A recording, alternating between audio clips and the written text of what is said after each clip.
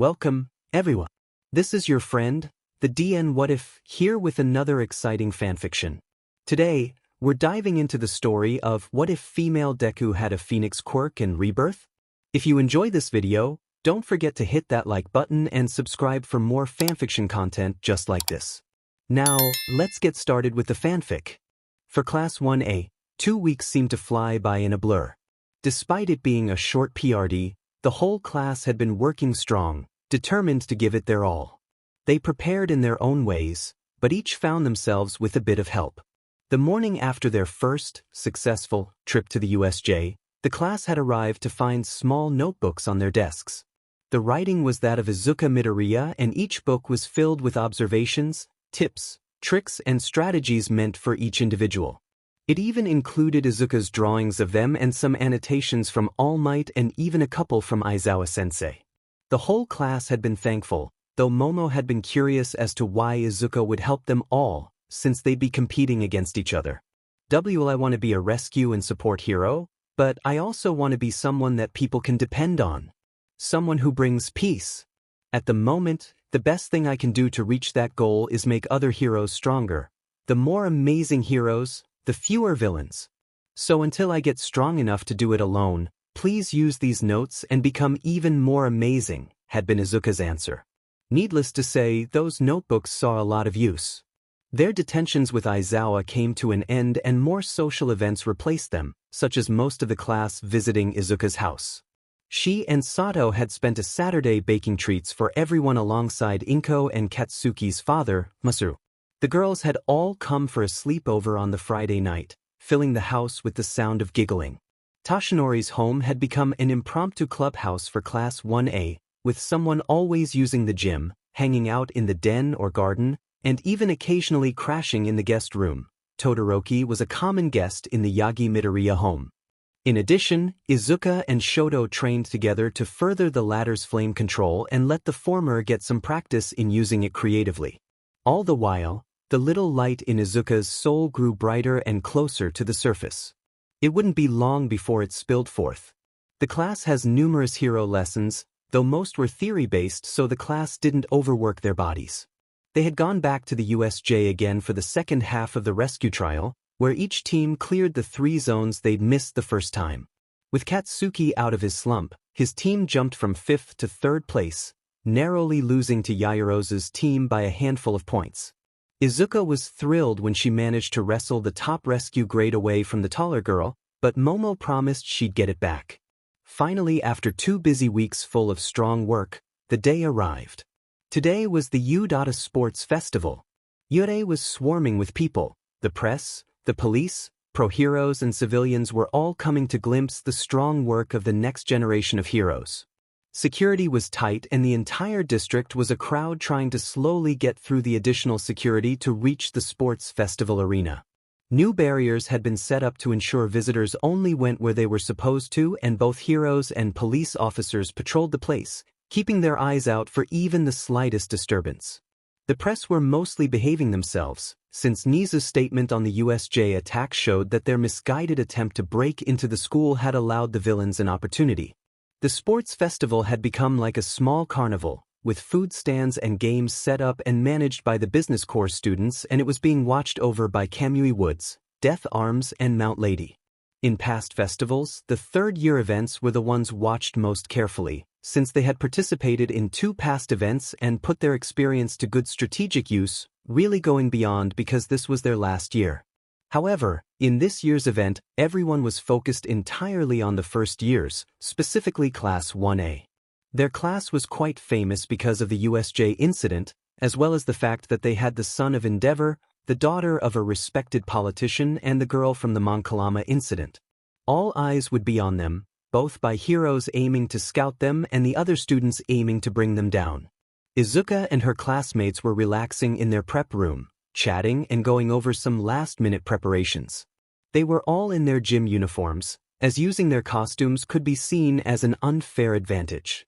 Izuka was taking deep breaths, trying to calm her beating heart. She wanted to do well today, especially since both her parents would be watching from the teachers' section.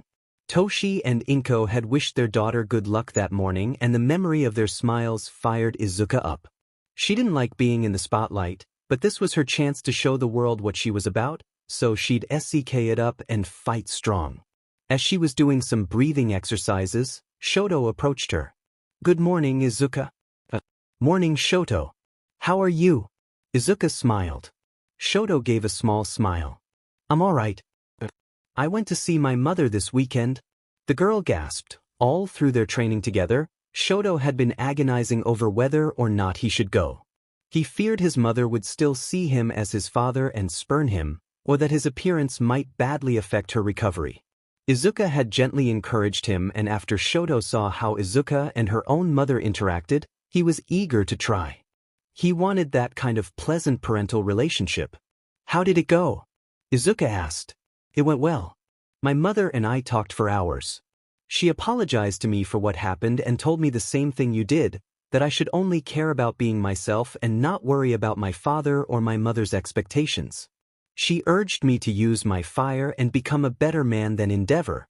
Shoto smiled again, this time wider and happier. He couldn't help but feel joy at the memory of his mother, and that was only amplified by the big smile and shining eyes of Izuka as she looked up at him, just as happy as he was. "That's great. I'm so happy for you." Izuka cheered, hugging Shoto. "Thank you. I would never have been able to do it without your words pushing me forward. Endeavor is here today to watch, but my mother will also be watching from her hospital. Because of that," he looked her in the eye with fresh determination, "I want to defeat you today. Not because of our fathers, but because you are the person in class that I respect the most. So I'm going to come at you with full force from both sides." The rest of the class began to take notice, with Kaminari being the first comment. "Oh-ho." A declaration of war from one of the top boys to one of the top girls. He said, Katsuki growling at his side. "You're not picking a fight with my little sis, are you, Todoroki?" Kirishima jokingly asked. Izuka smiled. "Shoto, we're all going to be doing our best today, even the kids from other classes and courses. I want to be the strongest hero, the new symbol of peace. So I'll take your challenge. Give me everything you've got and do your best." "I'll do the same." Shoto grinned, "Right?" Shortly thereafter, the signal was given and the students were called to come to the arena. Present Mick's voice could be heard coming from every speaker in the place as he made the announcements. And here they are. The first-year students.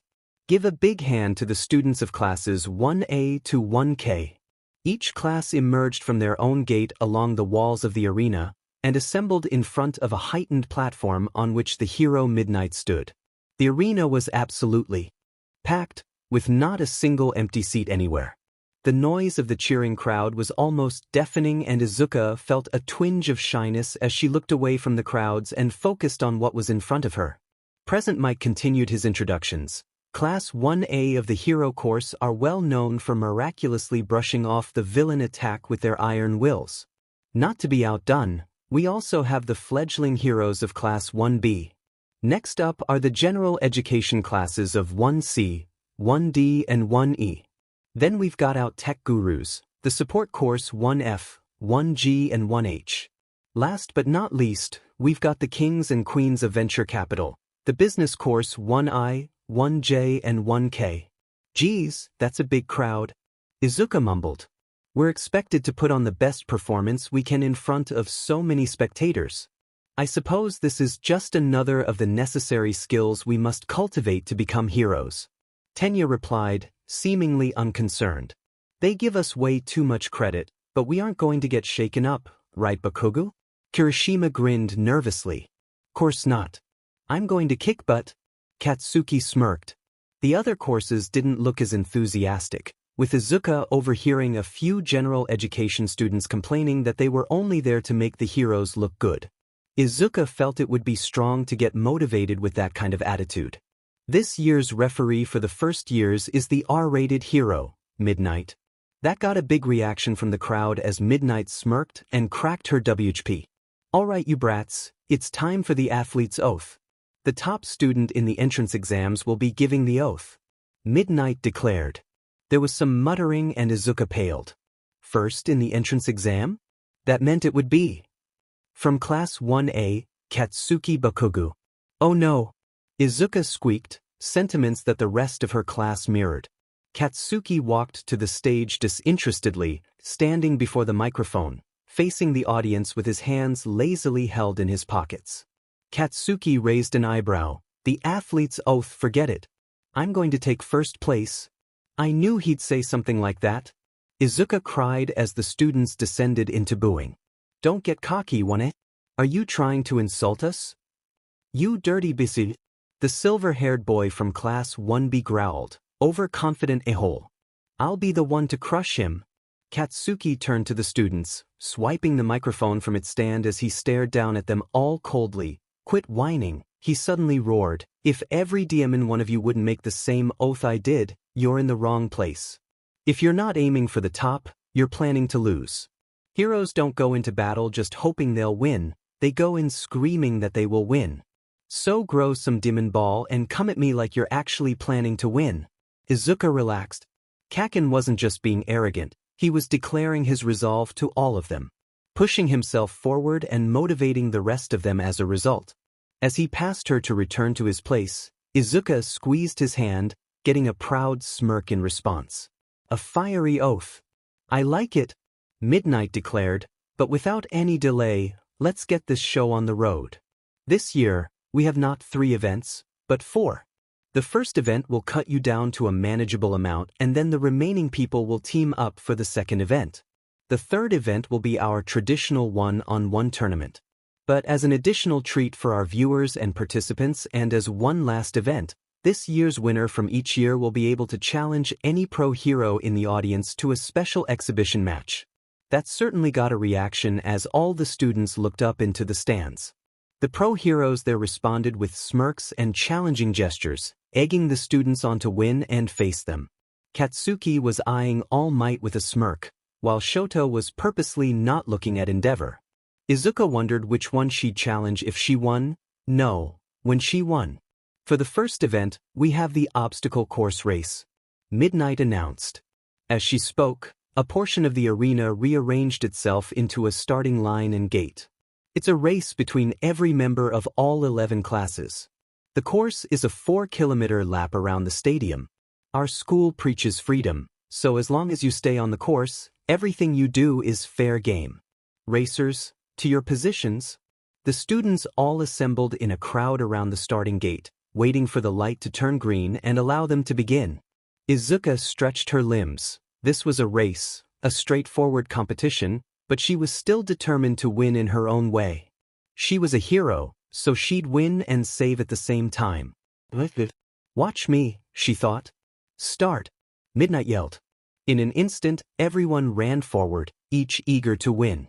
Almost immediately, the pace of the event slowed as the crowd got stuck in the narrow starting gate, which was essentially the first filter. With a burst of ice, Todoroki quickly got through the crowd and began skating away, leaving many of them with frozen limbs. In the commentary booth, Aizawa joined Present Mike for the commentary. "It looks like Todoroki is already making a big show," Present Mike declared. "He isn't the only one," Aizawa replied as most of Class 1A rocketed out of the crowd. "We won't let you win that easily, half and half," Katsuki roared, blasting over the students. Izuka was also free, flying into the air and over the crowd, dropping off Mineta at the front as she went. "Win and save, that's my way," Izuka declared, flying to the front of the crowd and melting Todoroki's ice, freeing the other competitors before she stopped to heal those that had torn their skin while struggling in the ice. By the time she was done, almost everyone had gotten ahead of her, but she didn't care. With a burst of fire and one for all, Izuka shot up and blasted her way over the heads of her fellow competitors, catching up with Todoroki in seconds. Amazing!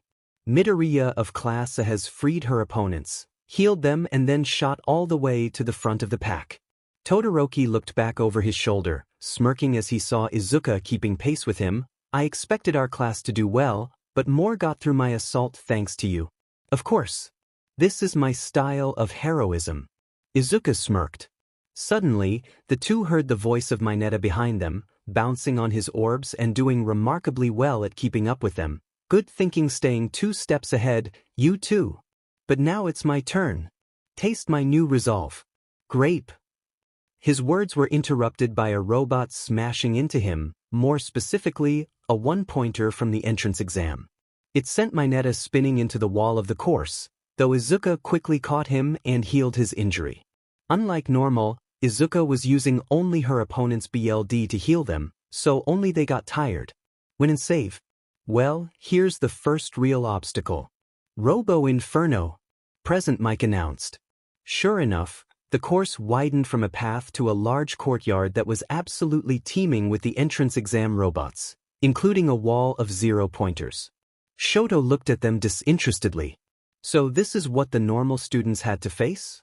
I was hoping for something more to show my power, he commented, touching his hand to the ground and summoning a wave of ice to completely freeze the 0-pointers just as one was reaching for him. Once they were frozen, Todoroki ran through a gap between them, maintaining his first-place position. He stopped him. We can get through the gap, a Gen Ed student declared, pointing to the opening Todoroki had. Don't. Izuka suddenly yelled, their position is precarious, they'll fall. No sooner had the words left her lips did the robots begin to crumble and fall over, blocking the path and almost flattening several participants. Izuka was quick to pull them to safety, choosing to ignore Kirishima and the silver boy that appeared to turn to metal as the robots fell. Amazing! Class A's Todoroki has busted through the first obstacle and sabotaged the others all in one move. He's a pretty cold guy. But Midoriya is quick to save the runners in the way. Todoroki is pretty far ahead now. This almost feels unfair. Whoa! Hey, flying girl, how come you didn't save those two? They're trapped under there. One kid yelled to Izuka. Trapped? They're definitely dead, another screamed. As if, Kirishima yelled, bursting out from beneath the robot like it was nothing but paper. That BSRD Todoroki? If Izuka wasn't saving people, someone could have gotten hurt. I think that was his plan, Izuka said, pulling the red head fully out of the fallen bot. He knew I'd be distracted saving people, so he set this up to trap us all. At that moment, the silver boy burst out as well, his body turned to steel just as Izuka theorized. Oh. Class A's Ijiro Kirishima and Class B's Tetsutetsu both got through without a scratch thanks to their quirks. Lucky guys. With the shock wearing off, student after student began plowing through the Robo Inferno, smashing and dodging robots with ease. Once Izuka saw that the people left couldn't get through on their own, she shot flaming feathers at the remaining robots, destroying the weaker ones and disabling the limbs of the 0-pointers to allow everyone through. Once she was sure everyone could get through safely, she pushed her speed to the maximum and darted through the air to once again reach the front of the pack. Todoroki scowled as Izuka gave him a jaunty wave as she flew over his head, reaching the next obstacle. Before she got there, Tenya was suddenly on her tail, using Plus Ultra mode to push to 6th gear and easily outstrip the others in speed. I can barely believe it. In a repeat from the gate, Izuka Midoriya has ensured everyone got through safely then blasted her way to pole position. This girl is determined to see everyone finish. What do you think, Eraserhead? I think Midoriya is trying to show the world her philosophy. She wants to win badly, but will prioritize protecting others. It's a belief worthy of a hero, Aizawa said, his comment echoing across the stadium. In the teacher's section of the stands, Toshinori and Inko were swelling with pride. That's right, my girl. Show the world you're here. Toshinori cheered. He was in his civilian form, so none but his wife and coworkers recognized him as All Might. My baby is doing so well. She used to dream of this as a little girl, Inko said, happy tears in her eyes. Snipe, who was sitting with them, nodded. The little lady is really something. If she wins after helping all the others, it'll send a strong message. As the spectators spoke, Izuka and Ida reached the next obstacle, a massive pit with a series of earth platforms connected by tight ropes. Tenya, slow your engines down to 3rd gear or you'll get hurt, she yelled, having seen the pit first due to her greater height. Tenya, knowing Izuka wasn't one for trickery, began to slow, but he wasn't able to stop before reaching the pit and promptly fell. The bottom was full of foam cubes like those at an acrobatics gym, so falling wouldn't hurt, but Izuka wanted everyone to finish, so she had to ensure everyone crossed. Thinking fast, Izuka caught Tenya and threw him back to the start of the pit area before setting to work. As she worked, smashing pillars and using her flames to melt them together, the rest of the year caught up and began making their own way. Tsu easily climbed across with her frog form, Ochako floated across, Tenya, recovering from his fall, used his engines to sort of skate across, similar to how Todoroki skated across by freezing the ropes. A support student with pink hair got across with hover shoes and hip-mounted cable launchers while Katsuki exploded his way across, aiming for Todoroki who had once again become the first-place runner. In the stands, the visiting heroes began to comment about the group. "Geez, the Ice Kid is pretty dauntless." "Yeah, I heard that's Endeavor's son." "Really? But still, he is getting kind of shown up by the flying girl." "That Midoriya, I heard she's the Monkalama kid." Endeavor stood at the back of the stands, staring stoically at the screens and watching his son's progress, as well as the girl. He remembered her. She was the one he assisted in rescuing from All for One. Looks like she became a worthy rival after all, and with a quirk like that, she'd make a good match for his Shoto. On the track, Izuka shuddered a bit as a cold feeling went up her spine. Shaking it off, she completed her masterpiece, a massive bridge. She had smashed down some of the pillars along the edge of the pit and used them to bridge the gap for the others, melting them together by heating the rock and then pulling the heat away. Izuka hadn't known she could do that before, but for some reason, it felt like a natural thing to do. It also brought an uncanny feeling, like the one she'd experienced when linking with Shoto.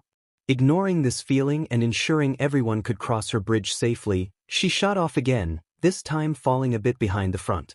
She'd spent so much time keeping people from falling and making her bridge that Shoto and Kaken had already reached the third and final obstacle, the minefield.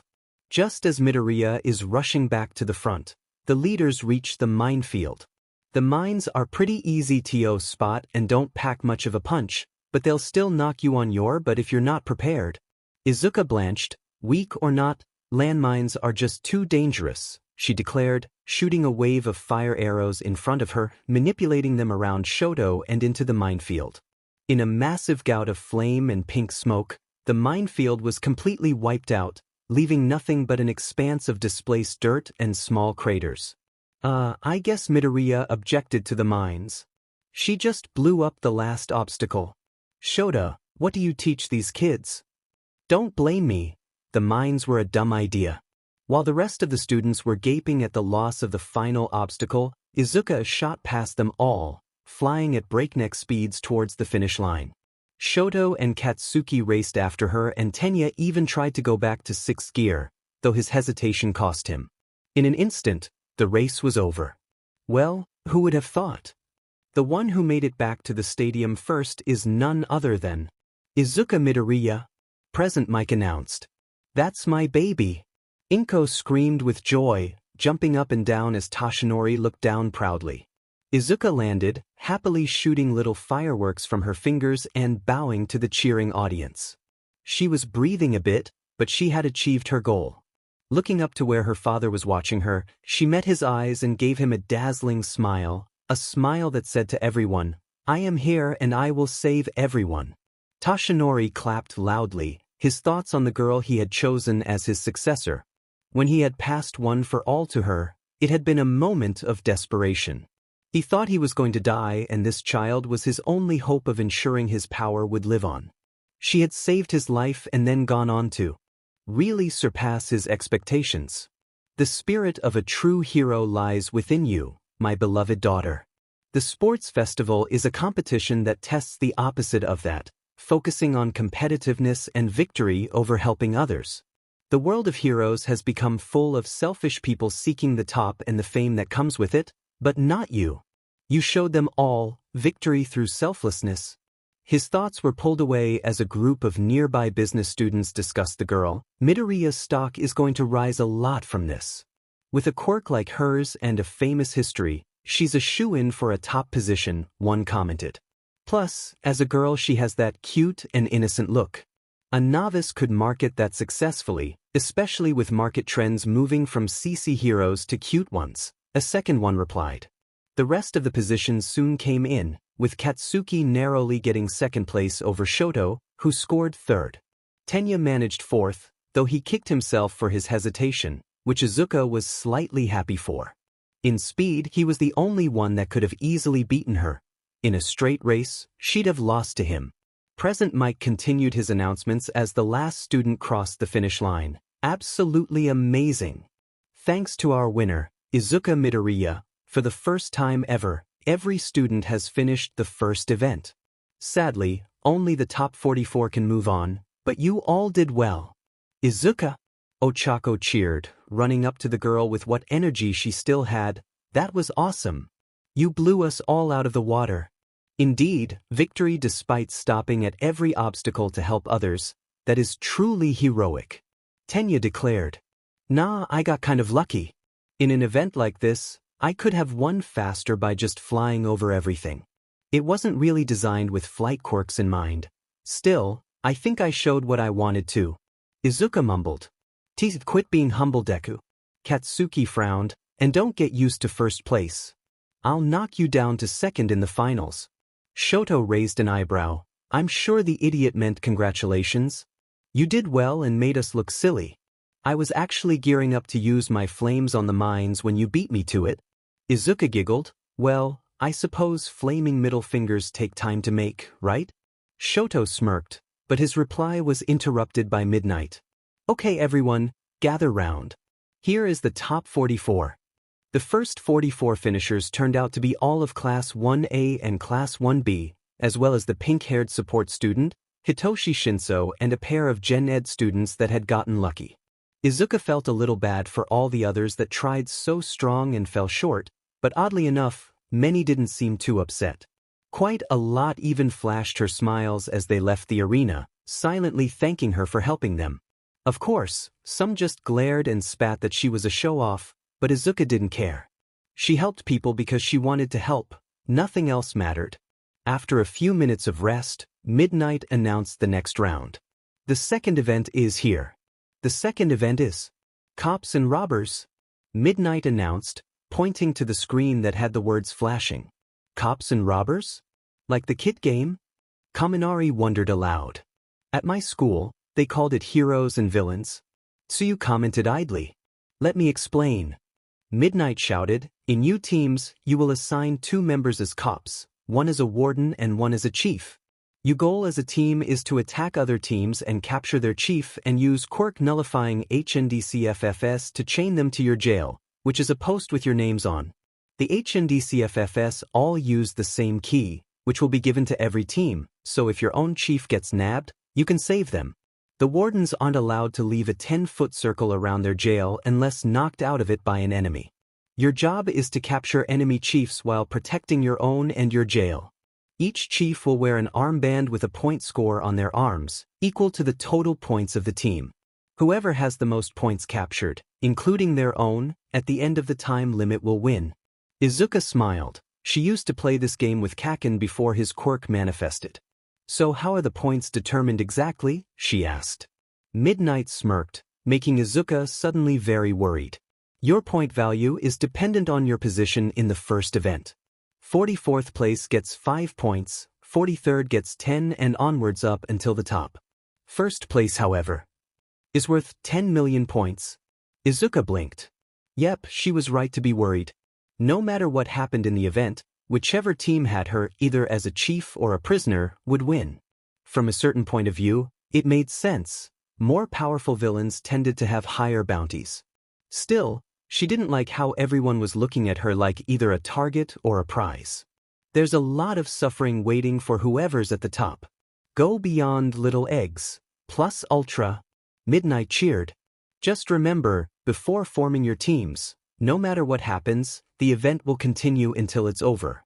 Even if your jail is destroyed or the HNDCFFS broken, the only rules are not to cause intentional serious injury. Anything else goes. Good luck and form your teams. You've got 15 minutes. Momo tapped her chin. With 44 participants, that makes 11 teams. Yeah, but not everyone is good for all 3 roles. Some teams are going to end up with a mix of useless abilities. Sato pointed out. When the kids actually started forming teams, it became pretty obvious who the popular ones were. Shoto, Katsuki and Izuka were swarmed by most of their classmates, all eager to team with the strongest three, especially Shoto and Izuka, whose quirks would be great for most events and not just this one. Katsuki, however, ignored them all and marched over to Izuka. "Hey, we're teaming up, right?" he said. Izuka beamed at him. "Yeah. With the two of us, we can't lose." "Shoto, Momo, how about you join up with us too?" Shoto looked back, already surrounded by his own team of Momo, Kaminari and Tenya. "I'm sorry, Izuka, but I was serious about competing with you. I want to go up against you in every event." Momo nodded guiltily. "I do as well." "I'm sorry, Izuka, but I want to beat you too. I hope you can forgive your big sis." "I also must face you," Tenya said. "You are a wonderful friend, but I have relied on you for too much already. I wish to be a rival to you as well as a friend, so I will fight against you here." Izuka looked at the three, a slightly sad smile on her face. "I understand. Fight strong, because I won't go easy on you." Katsuki sneered, but with those three gone, it was still just him and Izuka. Most of the rest of Class 1A was practically begging to be on their team, along with the support girl, so they had the pick of the lot. While Katsuki wasn't looking, Izuka easily wrangled Ochako into the team, both girls happily hugging as the other accepted them. At that moment Kirishima came over. "Hey, Kogu, Izuka, wanna team up with me?" he asked with a smile. "Hey, weird hair." Katsuki said blandly. "My name is Kirishima. And my hair is almost the same as yours." Kirishima yelled. "So look, Izuka's gonna be the chief and there's no way you'll be a warden, so you'll need a strong guy to guard our jail. With my hardening, I could defend against anything, even your flames and explosions. No one will be jailbreaking with this warden, plus you want to take down Todoroki, right?" Katsuki smirked viciously and Izuka nodded. "Awesome. Then our team is set. I'll be the chief, Eiji is the warden and Kaken and Ochako are the cops." Together, their point total was 10,540 points, easily the highest. With a confident smile, Team Midoriya gathered round to plan. It was time to win the second event. Elsewhere in the arena, in one of the corporate boxes, Hayashi Kentaro smirked down at his daughter. It wouldn't be long now, soon Izuka would be coming home to her true father, whether she liked it or not. The second event of the sports festival had come far too quickly for many of the contestants, who had been forced to cobble together a team from whoever was left and then come up with some kind of plan that would suit their eclectic and ill-fitting quirks. Team Midoriya was fairly confident in their abilities. Izuka would be great for the escaping and defending and fairly good in combat, while Ochako would also be great for escape and defense, while Katsuki and Eijiro would be good for combat and defense. Their combination was untested, but all four were confident. Finally, the 15-minute prep time ended and Midnight gathered the teams together, forcing whoever was left into ragtag teams. "Alright kiddies, it's time for our second event, Cops and Robbers." As a quick reminder of the rules, each team has a chief who is worth a set number of points. To earn points, you must capture enemy chiefs and lock them in your jail with special HNDCFFS, guarded by your team warden. Chiefs can escape or be rescued. Whoever has the most total points at the end of the timer wins. Now let's see the teams. Midnight introduced each of the 11 teams, named for who was the chief among them. Most of the teams were made up of either Class A or Class B. The only exceptions were Team Shinso, who had the general education student, Hitoshi Shinso, as well as Ojiro, Aoyama and a Class B kid, as well as Team Hatsum, led by Mei Hatsum and boasting Tokoyami, Siro and Ishido as members. The two other Gen Ed kids, whose names had slipped Izuka's notice, were teamed with Team Mineta and a Class B team. Once the teams had been introduced to the audience, Midnight clapped her hands and the arena floor began to open up. 11 circular platforms rose out of the ground, each with a metal beam in the center and with a team's name on a sign attached to the top.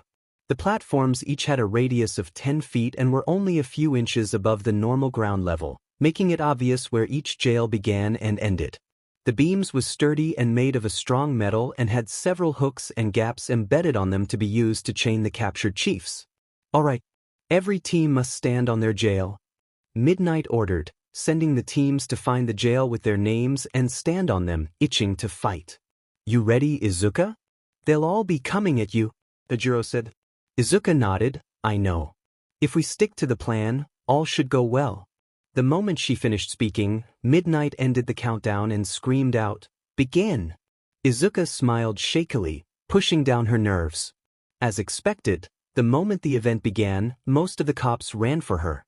They had theorized that as the chiefs were what was important, most chiefs would stay with their wardens and jails for protection, and Izuka was planning to exploit that. If they allowed themselves to be on the defensive, they'd be overwhelmed, so taking a page from Kaken's book, she attacked. The first people to attack were the cops from Team Hagakure and Team Tetsutetsu. Kyoka and Sato were the cops for Toru's team, leaving Koda to act as the warden in the hopes his imposing appearance would frighten off some of Class B's teams. On the other hand, Team Tetsutetsu was throwing one of Class B's recommendation students, Hananuki, at them, as well as Tetsutetsu himself and a boy with a headband. This is a fight for the 10 million. I'm gonna knock you out, green hair, Tetsutetsu yelled. He was the chief for his own team, but he was so confident in his sturdiness, he wasn't afraid to attack.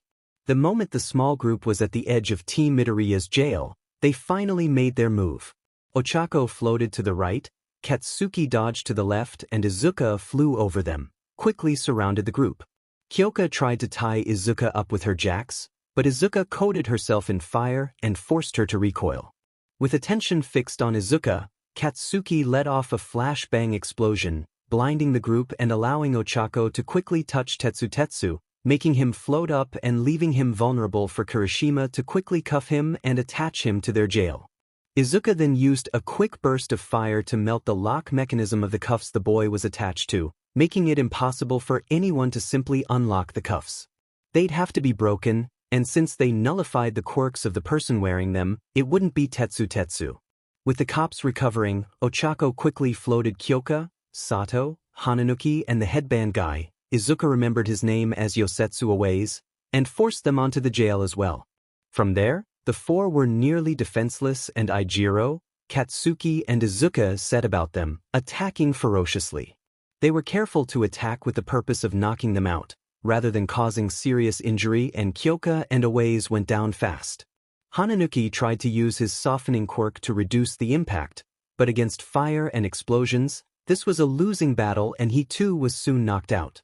Sato lasted the longest, using his plus ultra mode to apply a plate of sugar armor to his insides, but in the end he couldn't maintain his stamina against the assault and was finally brought down.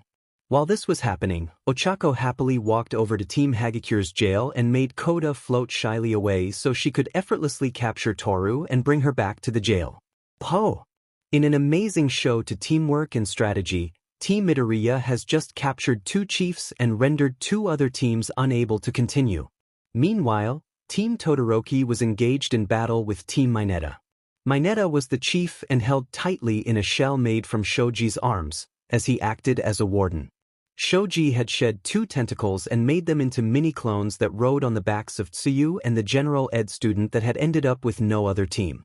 Team Todoroki had left Kaminari as warden, encasing the area around their jail in ice to protect it, while Chief Todoroki helped attack alongside Momo and Tenya. The main challenge they were having was figuring out how to get Mineta out of Shoji's protection without causing serious harm to the large boy. Tsuyu was a distraction, unable to do more than annoy Todoroki as her attacks couldn't catch Tenya or break the shield Momo had made for herself. The general ed kid had a fairly weak quirk that allowed him to take any physical object and chew it like it was bubblegum, even blowing bubbles with it. Unfortunately, even though he was using rocks and dirt as gum, the bubbles he blew still only had the strength and consistency of actual gum, so while he could sort of slow down Tenya a bit, he was unable to do much else. Finally, Shoto got bored. "Mom, Endeavor, I hope you're watching closely," he yelled, suddenly igniting his left side. In the stands, Endeavor grinned manically as his son blasted the tentacled boy with a burst of low-temperature fire, crisping him up just enough to force him to recoil and release the great boy. In an instant, Momo lassoed Mineta with some rope and tossed him to Tenya, who had him chained up at their jail within seconds. For a while, everything was going well.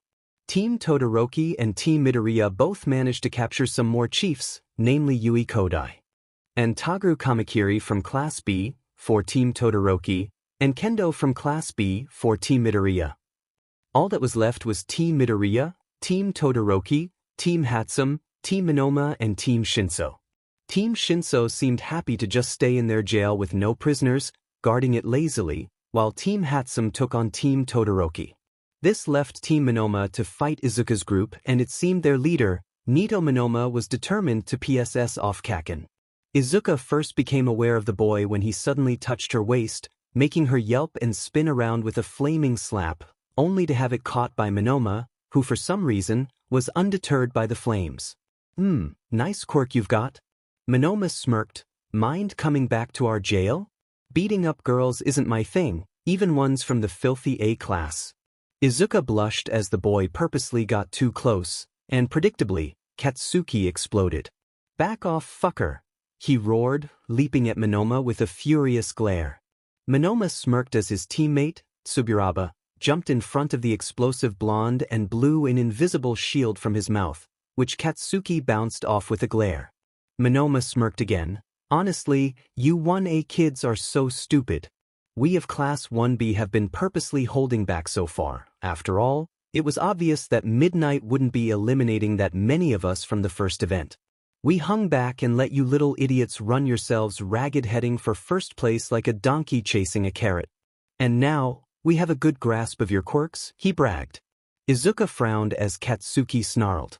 All the others were trying their best to get here, and you just waltzed in without effort? She yelled. How many other kids could have used the spots that Class B had half-butted their way to? What do you care? You're already a big-shot celebrity, Miss Monkalama. Why you're so special, you even survived all for one. Monoma said sarcastically, I wonder why. Izuka frowned while Katsuki just about erupted with rage. He attacked quickly, getting around Tsuburaba's shield and aiming an explosion at Monoma. The cocky blonde dodged to the side and put his hand on Katsuki's cheek, before suddenly releasing an explosion of his own, sending the other blonde reeling back. What the heck? Fire and now explosions? What's this guy's quirk? Ochako yelled. Forget it, round face. Katsuki growled, getting up. He's just a FNG copycat.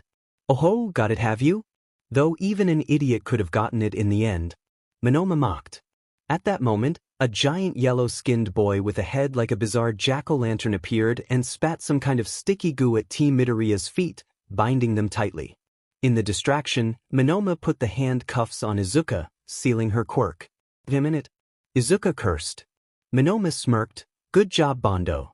I owe you one, he said as he used Bondo's own quirk to pull Izuka free and put her over his shoulder. Time's almost up and we're not likely to free Kodai from that ice guy, so we have to ensure at least one of our Class B guys gets through. Get Miss 10 million out of here, the large boy said. Ochako and Katsuki struggled, unable to free themselves from the odd gooey cement as Monoma jogged away, Izuka struggling in her bindings on his shoulder. The smug blonde turned back to grin at the fuming Katsuki. Don't be too mad, you brought this on yourself after all. What was that pledge you made again? To be number one? Seems a bit embarrassing now, right? Katsuki growled, round face. Touch me with your quirk. When I get free, shoot me at the prick. Ochako obeyed and reached to touch her finger pads to Katsuki's arm as the boy wriggled in the cement, not trying to escape but trying to build up a good sweat. Izuka, seeing what he was doing, gently put her hands on Monoma's face and brought her own face close, almost as if she was going to embrace him. The Class B blonde smirked and was about to make another comment when Izuka's grip turned strong and she reared her head back before slamming her forehead into his. Without her quirks to augment her, the blow hurt Izuka just as much as it did Monoma, but it achieved its purpose, stunning Monoma and forcing him to drop her. Tsuburaba was quick to catch Izuka before she hit the ground, but by then, Katsuki was prepared. Plus Ultra Mode, he roared before turning the sweat around his ankles into nitroglycerin and detonating it, freeing him and allowing him to launch himself at Monoma and Tsuburaba. With Ochako's quirk making him weightless, he rocketed at them with breakneck speed and smashed into them both, sending them flying with massive explosions. Izuka, who seemed to still be fireproof despite the quirk nullifiers, was launched into the air. I've got you! Katsuki yelled, jumping up to catch his girlfriend. Suddenly, Tenya shot out from seemingly nowhere and grabbed Izuka out of the air with a reciprocal burst, and before Katsuki could even process what had happened, the green-haired girl was blinking confusedly as she was chained to Team Todoroki's prison alongside the other prisoners. Todoroki flashed her a grin as Tenya took a lap around the course to safely shift down from his plus ultra mode. Katsuki roared and ran at the dual-colored youth, but before he got close, "Time's up," Present Mike declared. Katsuki yelled a string of profanities while Team Todoroki looked on slightly fearfully. From her spot at Team Todoroki's jail, Izuka sighed. Looking around, only 3 jails even had prisoners, and aside from Todoroki, only one other chief was free. Despite being captured, Izuka was sure her team had passed the event. Present Mike cheered from the announcement booth. "All right, boys and girls, let's see which 4 teams will move on to the 3rd event." In 4th place, with no captures but successfully defending their chief, we have Team Hatsum. With 525 points, Mei Hatsum, Fumikage Tokoyami, Hanta Siro and Mina Ashido will all advance to the next round. The 4 cheered happily, with Mina hugging Dark Shadow while Hatsum fiddled with some of her support items.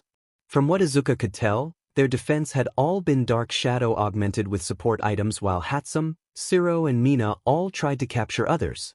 Unfortunately, their inconclusive clash with Team Todoroki had consumed too much time and they'd missed the chance to capture anyone. But at least they survived to the next round. In 3rd place, with the captures of Mineta and Monoma, we have Team Shinso. "Huh?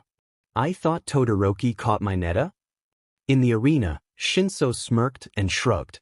Todoroki wasn't watching his jail too closely. "I just took advantage of that. Plus, Mr. Explosion from Class A sent that Monoma guy flying right at me." Well, regardless, with 1040 points, Hitoshi Shinso, Yuga Aoyama, Mashareo Ojiro and Nairenjiki Shoda all move on to the 3rd round. For some reason, when Izuka looked at Team Shinso, most of them outside of Shinso himself looked dreadfully confused as to what just happened, though Ojiro was shooting angry glares at Shinso. In 2nd place, with the captures of Hagakure, Tetsu and Kendo, but the loss of their own chief, is Team Midoriya. They managed a score of 1430 points, so Izuka Midoriya, Katsuki Bakugu, Ochako Uraraka and Eijiro Kirishima will all be moving on to the next round. Izuka was released from the quirk nullifiers and shook Todoroki's hand in congratulations before running to calm down the still fuming Kaken. Eijiro and Ochako came running too, happy to have won though clearly a bit disappointed they hadn't managed to stay at the top. "Let's all do our best and get to the semi-finals next round, right?" Ochako cheered. "Heck yeah. The 4 of us will be the ones left fighting it out for the top." Kirishima grinned.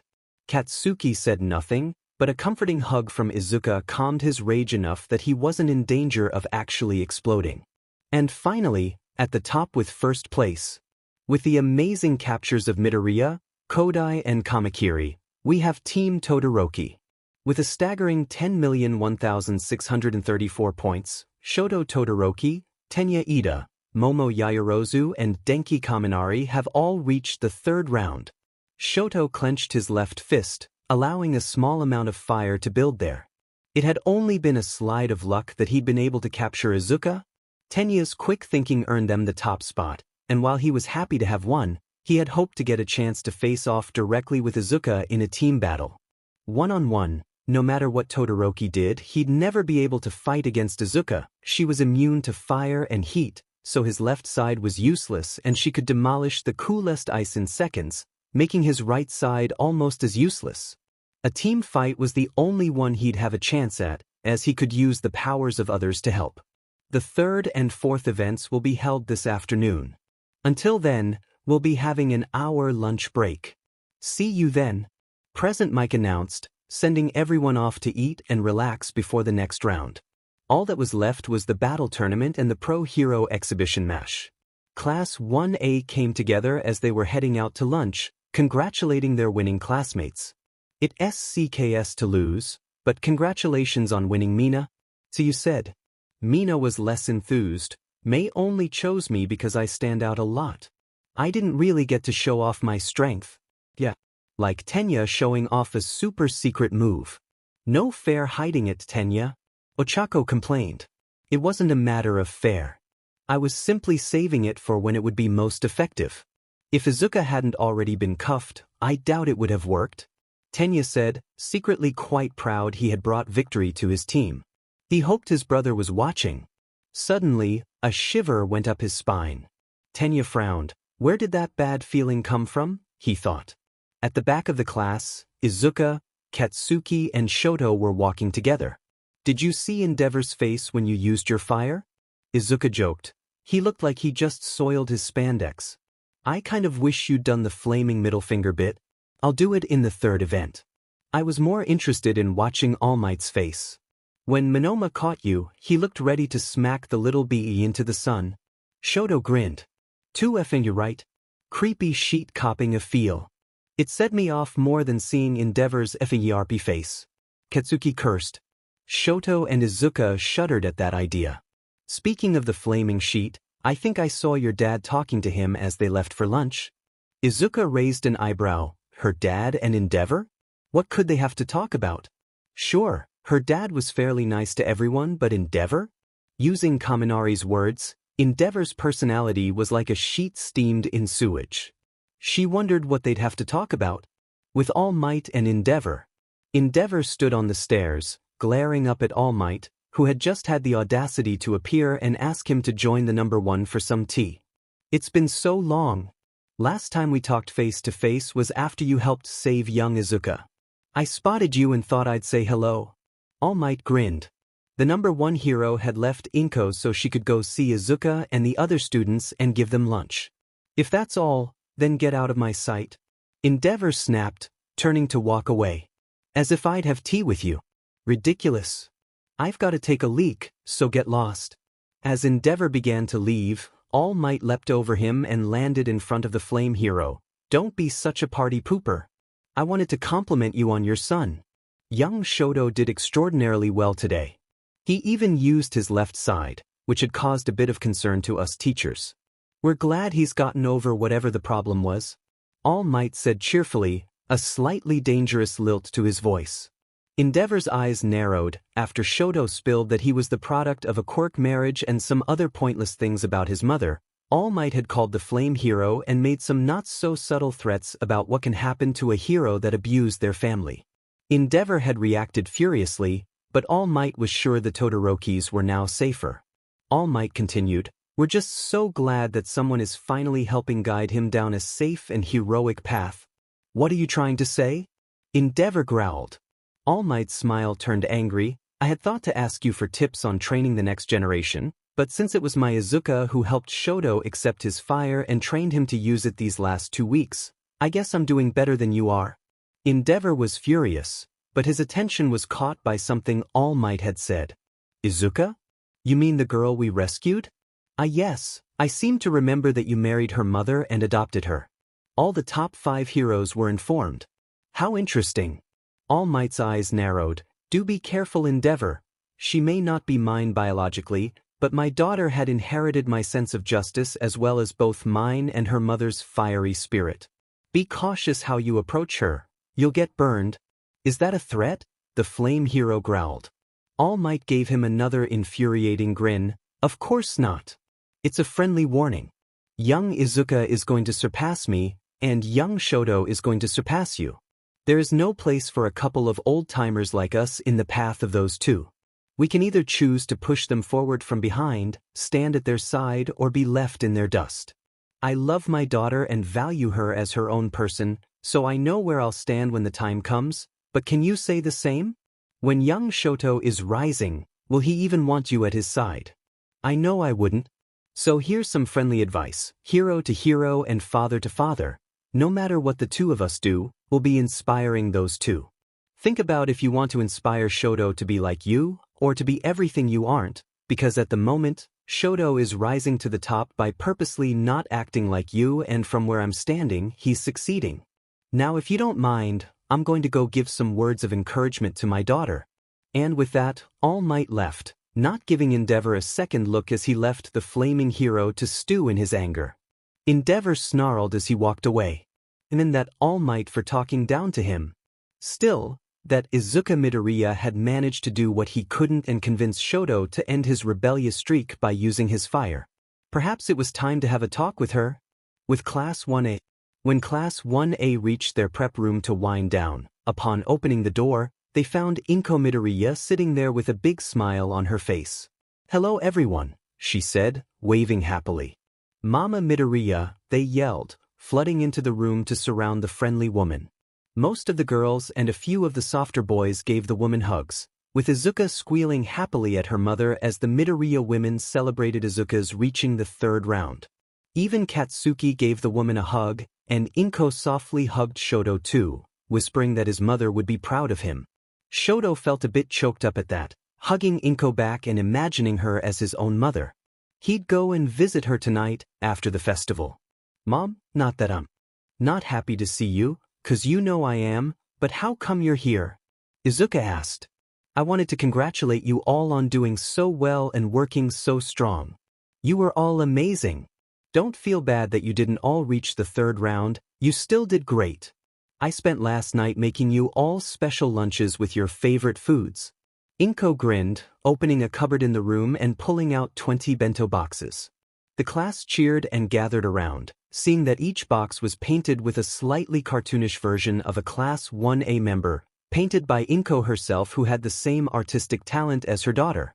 The boxes were special ones designed to keep what was inside hot and fresh for up to 3 days. "We have some French brioche with homemade jam for Yuga, a natto ramen bowl for Mina, some assorted fruit jelly for Tsuyu, beef stew for Tenya, mochi for Ochako, some pork ramen for Mashireo, a hamburger steak for Denki, a massive beef bowl for Ijiro, fried tofu for Koji, my special chocolate cake for Rikido, takoyaki for Mizo, pepperoni pizza for Kyoka, a tasty soybean salad for Hanta, apple pie for Fumikage, some cold soba for Shoto, caramel cheesecake for Toru, my ultra-spicy curry for Katsuki, my mixed berry trifle for Minoru, an English-style jam and scones for Momo, and of course, my best katsudon for my baby," Inko said, happily handing out each meal. The students were ecstatic and each thanked Inko as they received their meal. Koda signed his thank you, and to his surprise, Inko signed back a "you're welcome."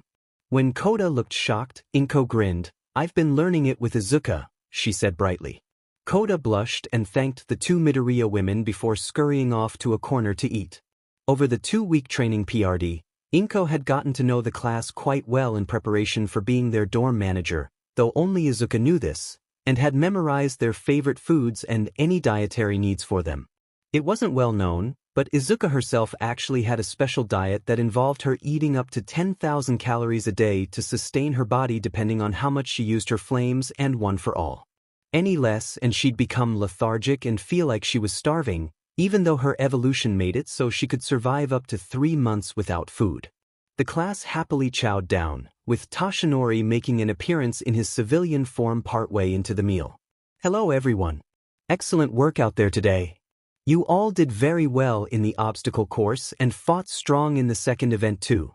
Don't tell him I told you this, but I passed the commentary booth and Aizawa was shamelessly bragging about you guys to present Mike." 1A grinned at each other. They knew their grumpy sensei was a closet softie, but they let him think they didn't to keep things nice and calm. While Inko chattered away with the other students, Toshinori subtly asked Izuka for a quiet word in a side room. The moment they were away from the rest of the class, Toshinori embraced his daughter, enjoying the feeling of her soft hair beneath his chin and the vague caramel-like scent that she shared with her mother. He could feel the muscles in her shoulders. His little girl was strong and powerful, even with her small stature. "I am so proud of you, my girl. You blew past my expectations. What you did in the first event, that is going to be something people will remember and talk about for years to come. You'll be a permanent part of the U.A Sports Festival's history." Izuka smiled a teary smile. Toshi chuckled and pulled out a hanky to gently wipe her eyes. Both Izuka and Inko tended to express strong emotions through crying. They cried when they were happy, sad, relieved, afraid, and even angry.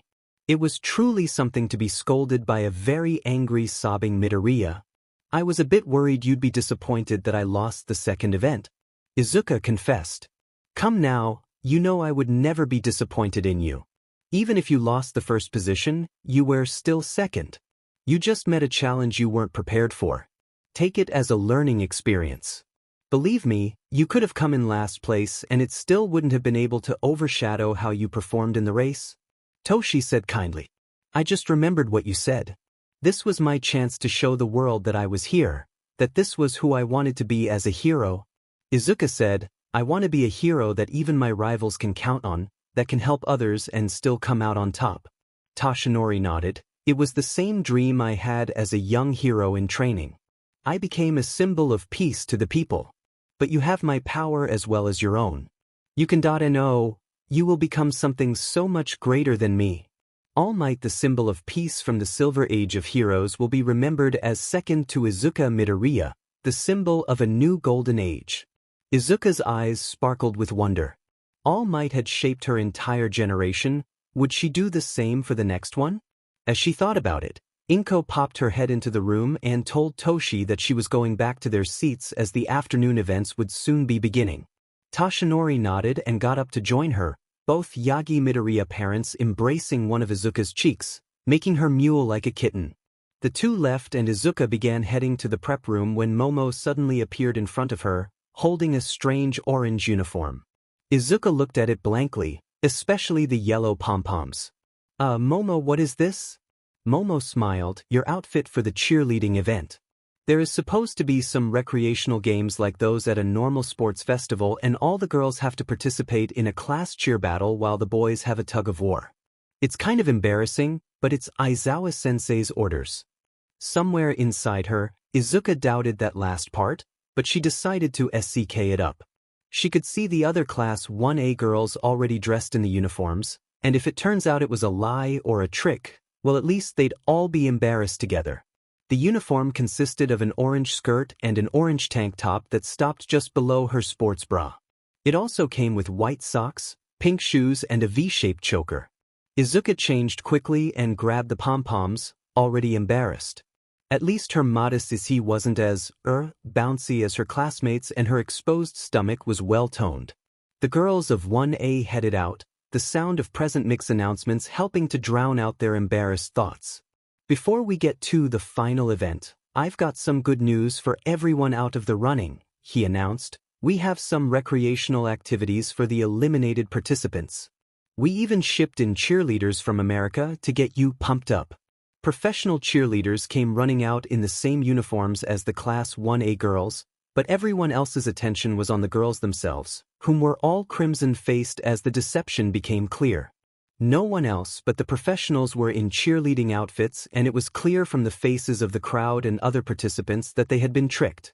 Among the Class 1A boys, Mineta and Kaminari flashed each other thumbs up as Momo yelled at them. Mineta! Kaminari! You tricked us? They even said Aizawa-sensei told them. Momo slouched to the ground dejectedly. How'd I let myself get fooled by their stupid prank? I even used my quirk to make these uniforms. Ochako and Izuka sympathetically patted the class president's back while Kyoka cursed the boys. Toru seemed to be having fun with it. Though, and despite being embarrassed, Tsuyu was mimicking some of the real cheerleaders' tricks and poses. Izuka made eye contact with both Katsuki and Shoto, both of whom were blushing furiously. Suddenly, with a roar, Katsuki took off his jacket and shirt. You pervy FS want fan service, then I'll give you FANG fan service, the now bare-sieged Katsuki yelled, before running at Kaminari. The electrical boy shrieked like a girl as his shirt and jacket were pulled off as well. Tenya, apparently seeing what Katsuki was intended, took off his own shirt, spouting off a speech about showing solidarity with his classmates. Kirishima smirked and did so as well, along with Ojiro, and after a few seconds of heated glaring from Katsuki, Shoto sighed and relented. Attention was equally divided between Class 1 as girls and the 6 half-naked boys. The girls cheered throughout the recreational games while the boys flexed and posed, much to the pleasure of the female audience. Toshinori was in his hero form, shooting death glares at everyone who was looking at his daughter, while Inko just giggled and privately admired how good Izuka actually looked in that uniform. Maybe she should ask Momo to make one for her to enjoy with Toshi. During all this, Katsuki moved to stand beside Izuka, leaning over to whisper huskily into her ear, "Keep that uniform." Izuka turned beet red and squeaked, but nodded as well. Attempting to get some revenge and flirt back, she leaned over, "Ditch yours?"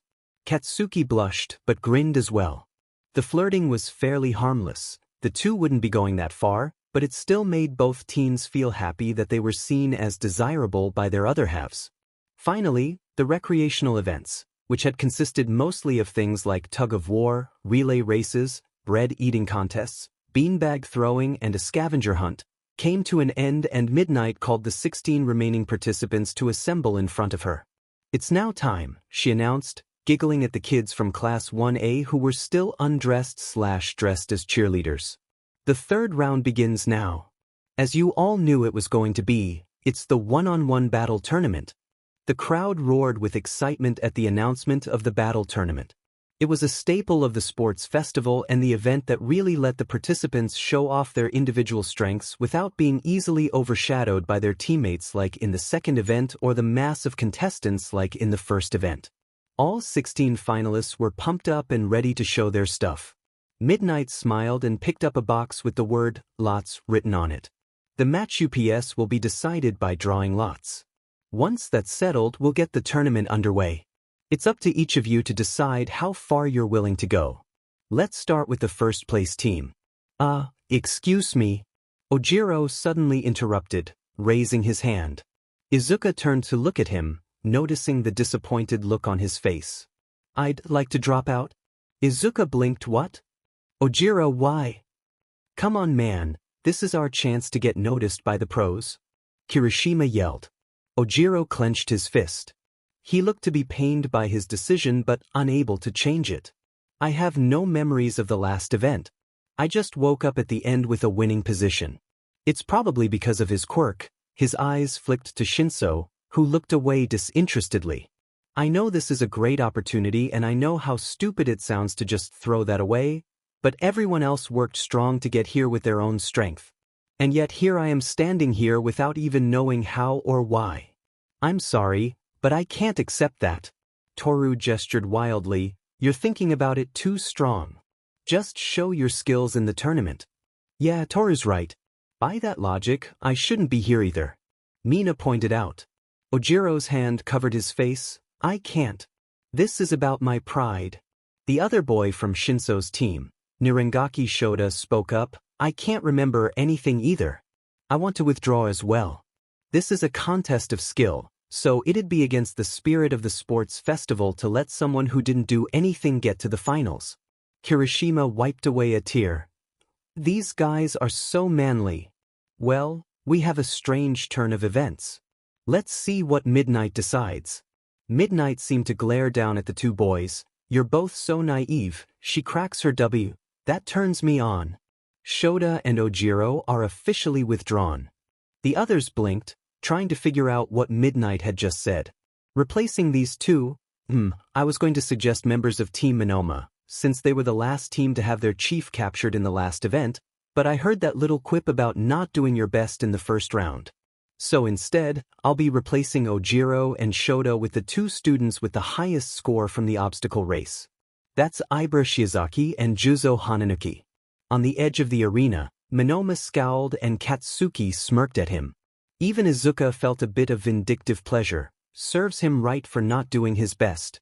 The two additional finalists ran to replace Ojiro and Shoda, and the group drew lots, showing them to Midnight. She hummed and pushed some buttons on her phone, then smiled. "Now with our number of finalists back to 16, here are the matchups for the first round," Midnight declared, showing the matchups on the big screen. First match, Midoriya vs. Shinso. Second match, Kaminari vs. Ida. Third match, Kirishima vs. Yaoyorozu. Fourth match, Siro vs. Shizaki. Fifth match, Ashido vs. Uraraka. Sixth match, Todoroki vs. Aoyama. Seventh match, Tokoyami vs. Hatsum. Eighth match, Bakugu vs. Hananuki. Izuka blinked in surprise. She'd only face Katsuki or Shoto if they fought all the way to the finals, and assuming they won their matches, Katsuki and Shoto would be facing off in the semifinals. But before that, Izuka had to win her first match against Shinso. He was Ojiro's teammate, she whispered. The boy walked behind her. So, Midoriya? Guess we're up first? Shinso said lazily. Izuka was about to reply when suddenly her mouth was covered by a furry tail. Midoriya! Ojiro yelled. Don't answer him. The boy stooped to whisper to the girl. If he speaks and you answer, he can take control of your mind. The girl gasped, suddenly feeling a bit unnerved. She was far too used to having someone try and brainwash her. It made her pale and feel a little sick at the idea of it. But no, this would be different. Shinso was nothing like All for One after all. There was no way it would be anything like it was back then. Either way, she wanted to keep quiet just in case. As the finalists looked at their first opponent, Cementos created the battle arena, as well as a stand for Midnight and a throne for himself. During this, Present Mike explained the rules. The rules are simple. You win by knocking your opponent out of the ring, knocking them unconscious or immobilizing them. Of course, you can also force them to surrender. So long as you don't try to kill or permanently harm your opponent, then anything goes. As the first matchup, Izuka and Shinso stepped into the ring, facing each other and readying for a fight. The two stared at one another, waiting for the match to begin. I wonder why they even give the option for us to drop out and surrender. Shinso said idly, his lazy expression suddenly appearing more serious, or even sinister in the shadows thrown by the flames at the corners of the ring. Izuka idly noted they weren't real, but holographic so as not to give her an advantage while still maintaining the appropriate ambience. After all, someone aspiring to be a hero can't just give up whenever they like and leave the civilians to fend for themselves. Like some stupid monkey babbling about his pride. Izuka growled angrily as Midnight screamed, "Start!" Shinso glared. What kind of dumbass gives up for such a pathetic reason? Izuka charged at him. "Don't insult my friend," she yelled, preparing to throw a punch only to suddenly feel her body lock up. Her eyes glazed over, like there was nothing behind them. Shinso sighed, "It's my win." In the stands, Ojiro cursed, "In it. Midoriya, I warned you." "Hey, shut the F up, Tails. She was defending your honor." Katsuki scowled. If this guy's quirk really is brainwashing, then it better be really FING powerful to work on Izuka. The rest of Class 1A looked at the boy strangely, but he just tilted his head, gesturing for them to watch the fight. Down in the arena, Shinso was just idly watching Izuka, who was still blank-eyed and seemed to be staggering a bit in place, almost like she was drunk and unable to keep herself upright properly. Shinso raised an eyebrow at the odd response, but his control was still in place, so he spoke confidently. "You know, Midoriya, you're a lot luckier than you think. A lot of general education students have quirks that are even better suited to hero work than the ones in the current hero course. Imagine how someone like Eraserhead, Recovery Girl, or Midnight would pass the current practical entrance exam.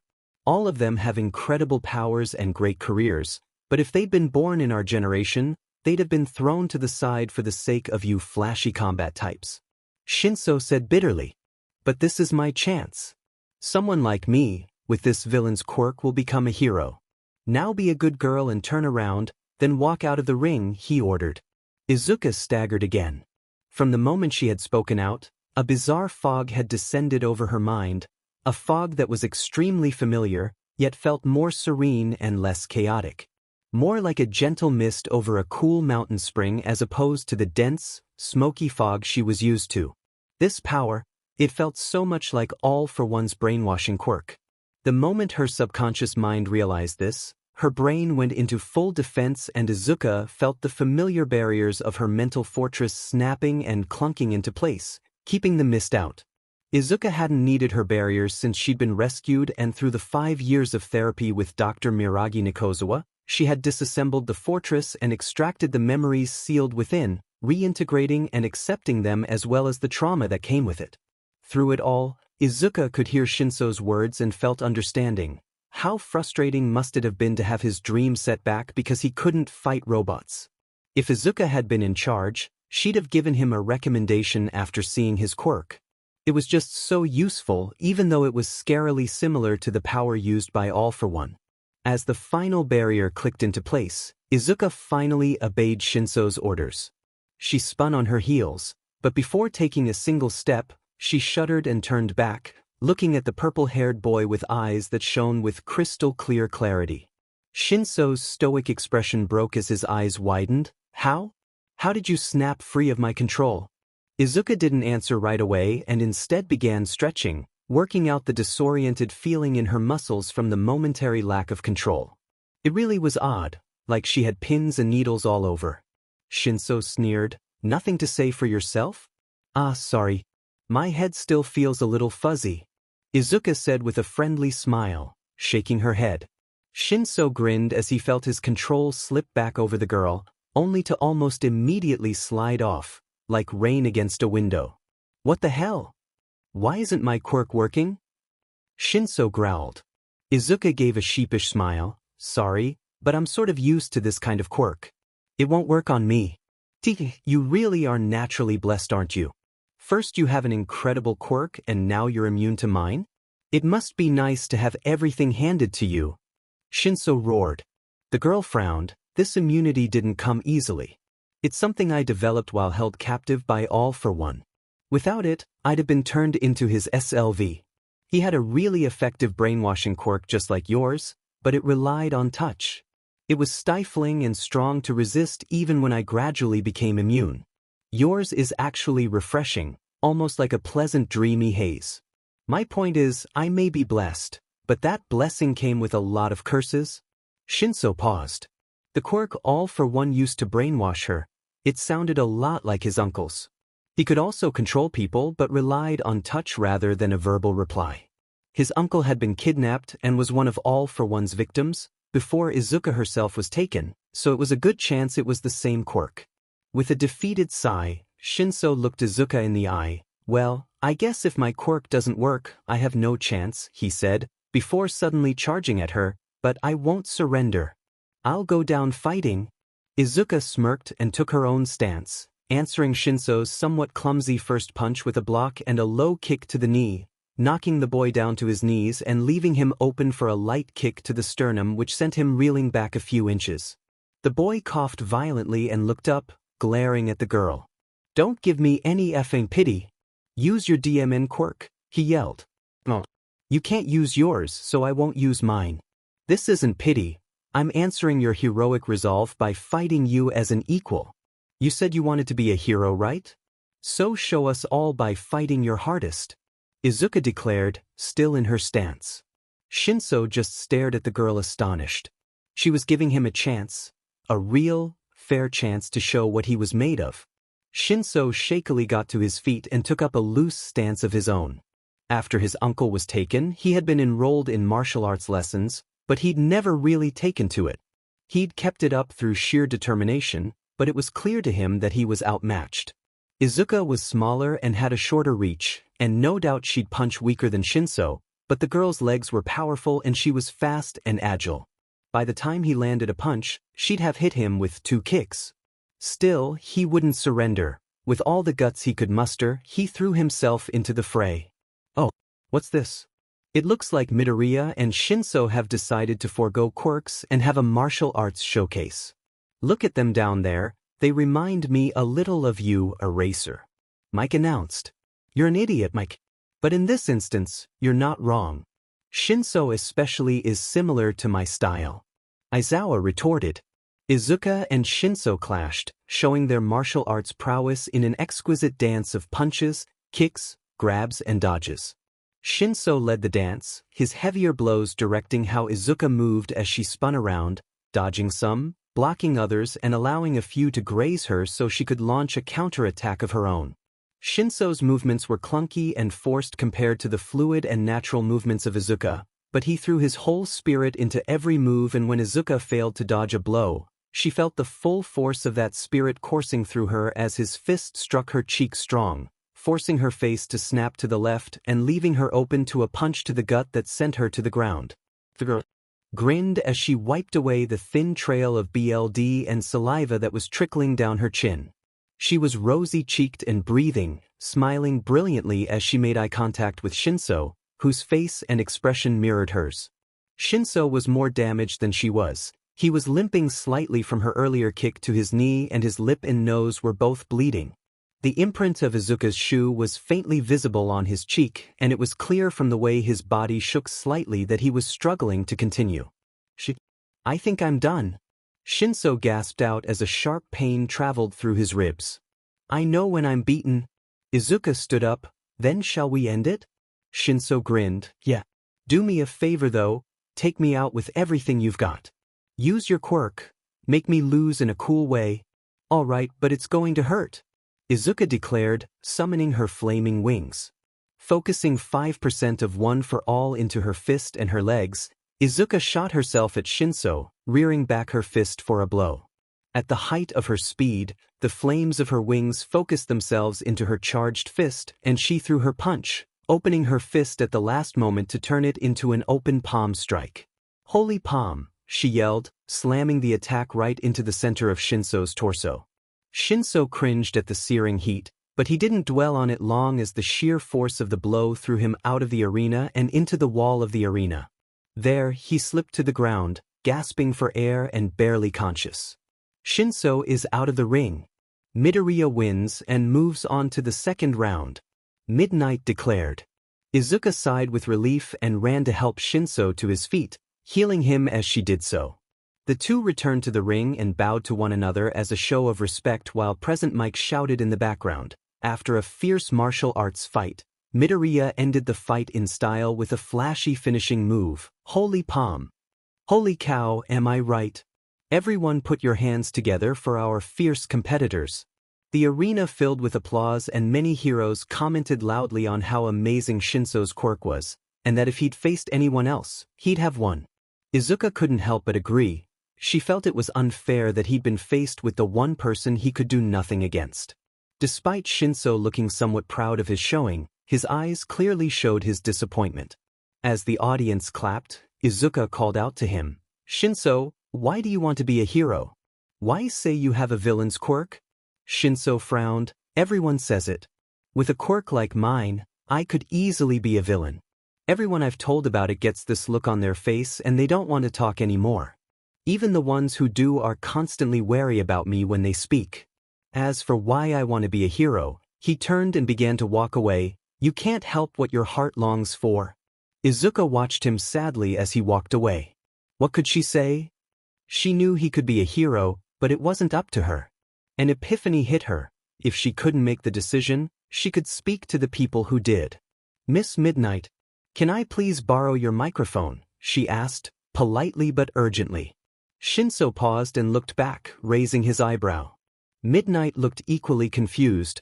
Not going to give a victory speech, are you? She said, half teasingly. No. But it is important.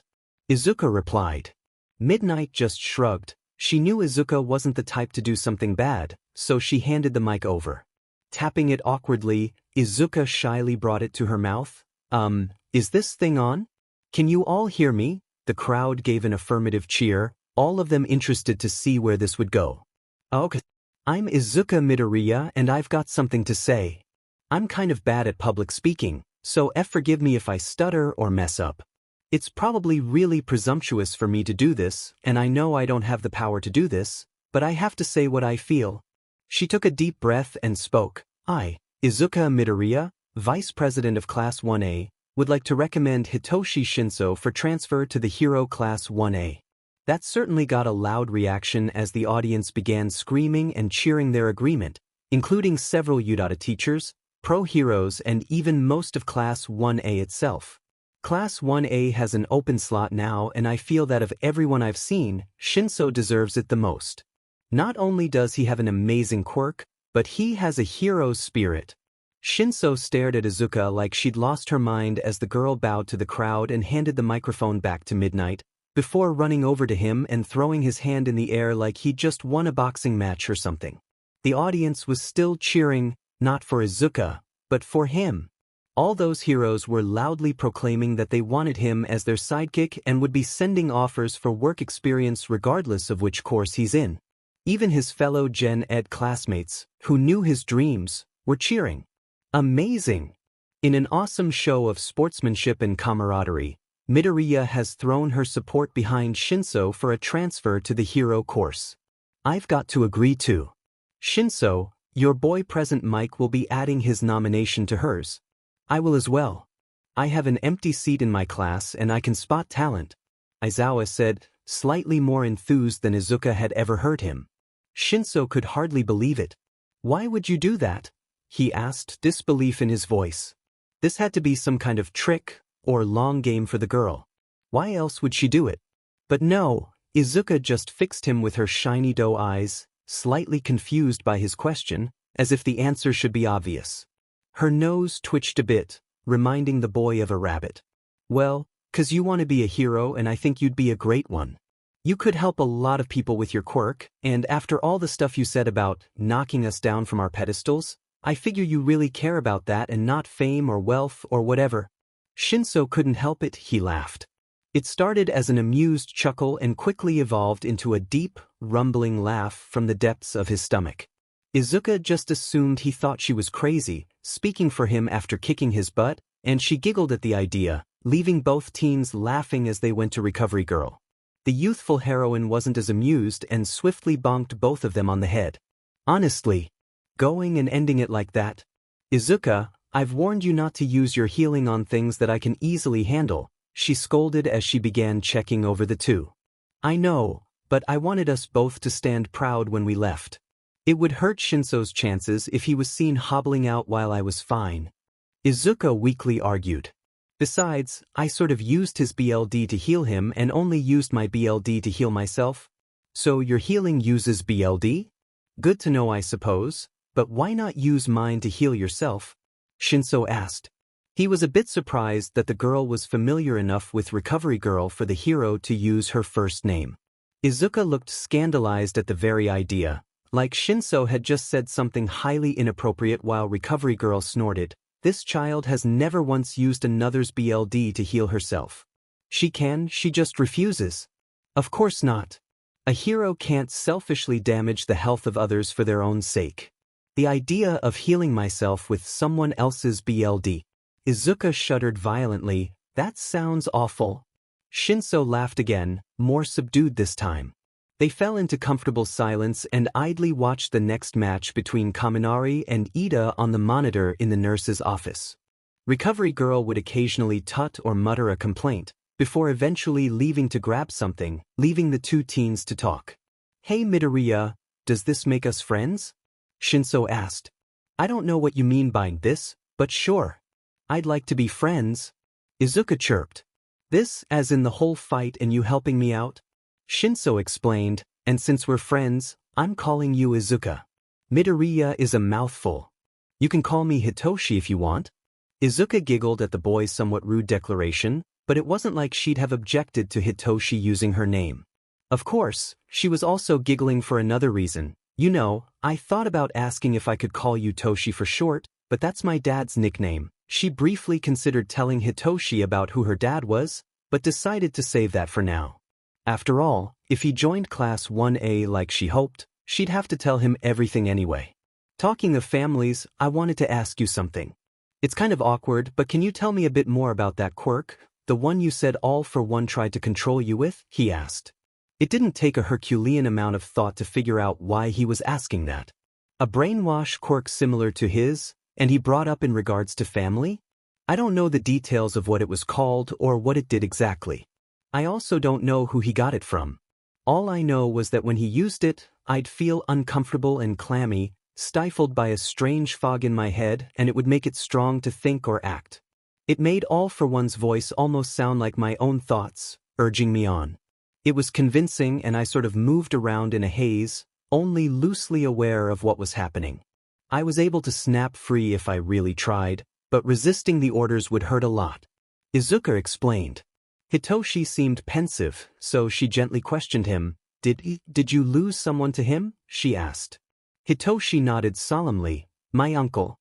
It happened in a similar fashion to your story, from what I hear. He and I were in a park and I started sinking into the ground. He grabbed me and threw me out of the way, vanishing when I turned back. No one saw what happened and I wasn't aware of what was making me sink or where my uncle vanished to. Next I heard of him, he was named as a victim of All for One after you were kidnapped. Izuka's stomach twisted painfully. Was it possible Hitoshi and his uncle were targeted because of her? Because All for One was seeking a way to control her? When did this happen? She asked fearfully. About 3 months before you were taken. Early March of the same year. Izuka was relieved, at least it wasn't her fault, though that didn't really make her feel any better. Hitoshi's uncle was either killed and disposed of by Tamura, or his body was made into a numu. There was no other option if he was confirmed deceased. I see. Hitoshi sighed. Look, I'm only telling you this out of courtesy, since we're friends now, but my family was kind of torn over you. My Gramps is a grumpy old guy, a real relic of his time, and he was sad about the whole situation. He was furious that his son disappeared and no one seemed to care, but when you vanished, it triggered a manhunt. He didn't care that yours was the only kidnapping with a confirmed lead, since that warp villain was actually seen taking you. It got worse when it was discovered you lived and my uncle didn't. When I got into Yuta, he pretty much forbid me to speak to you, of course. He's half senile and is in the early stages of Alzheimer's. My dad, on the other hand, is just happy someone survived. He and my Gramps got in a fight because Dad made a toast to you one night. He's a great guy, my pops. If he watched today's match, I can guarantee he's your fan now. Izuka nodded along in understanding. She was a bit upset that Hitoshi's grandfather seemed to blame her for his son's death, but she supposed that it was the actions of a grieving father. What about you? What did you think? Hitoshi smirked and flicked Izuka's nose like she was a naughty kitten. I decided to wait and see. Can't make a fair judgment on someone I've never met before. I decided you're interesting and a good person, so I'm happy for us to be friends if you're cool with it. Don't like your boyfriend though. I think you need a new one, he teased. Izuka went crimson and actually recoiled so far back that she tipped her chair backward and tumbled into a cabinet. Hitoshi, I'm flattered, but... Not me, dumb kitten. Hitoshi groaned, as if his pet cat had gotten into the catnip or something. Don't get me wrong, you're cute and all, but it's like the cuteness of a kitten or a puppy, you know? It makes me want to pet and tease you, but that's it. The green-haired girl shyly picked herself up and tidied the small mess she'd made in her fall, grumbling under her breath. First Kaken calls her a little rabbit, then the class calls her adorable cinnamon bunny, Tamura calls her little bird, and now Hitoshi was comparing her to a kitten. What was it about her that made people think about cute and baby animals? She idly looked in the reflection of the glass cabinet and tried to pull a scary face, only succeeding in looking like an annoyed pout, which made Hitoshi burst into laughter again. Honestly, you act like an angel, especially with those wings. Hitoshi had smirked. Shortly thereafter, the two separate, heading to watch the rest of the matches with their classmates, though Hitoshi jokingly tried to brainwash Izuka again and ordered her to win. The moment she reached the Class 1A box, Kaken grabbed her and seated her beside him, or more accurately, on his lap vaguely angled at the seat beside him. His eyes demanded answers, but Izuka embraced his nose and he calmed down. Katsuki always knew he could trust Izuka to tell him everything at the proper time. Did I miss much? Izuka asked. Nah, it's pretty effing boring. Katsuki complained. Glasses is just running and dodging Sparky's lightning attacks and trying to wait it out until the idiot reaches his limit and zaps himself red dead. His limit is a lot higher, but it's still there, he commented.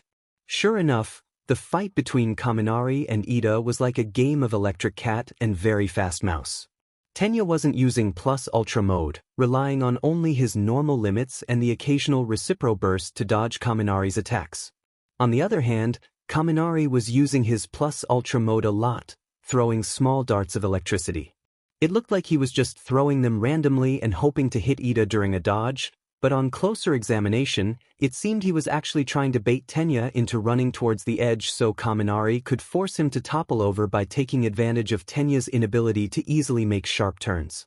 Kaminari was keeping his lightning focused into small-size projectiles to make sure he didn't accidentally go over his what limit, but he was still fighting too recklessly, using plus ultra mode for so long.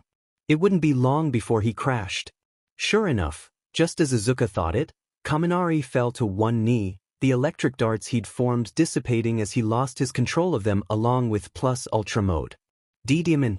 I was so close to finishing too, he groaned, blackness appearing in the corner of his vision.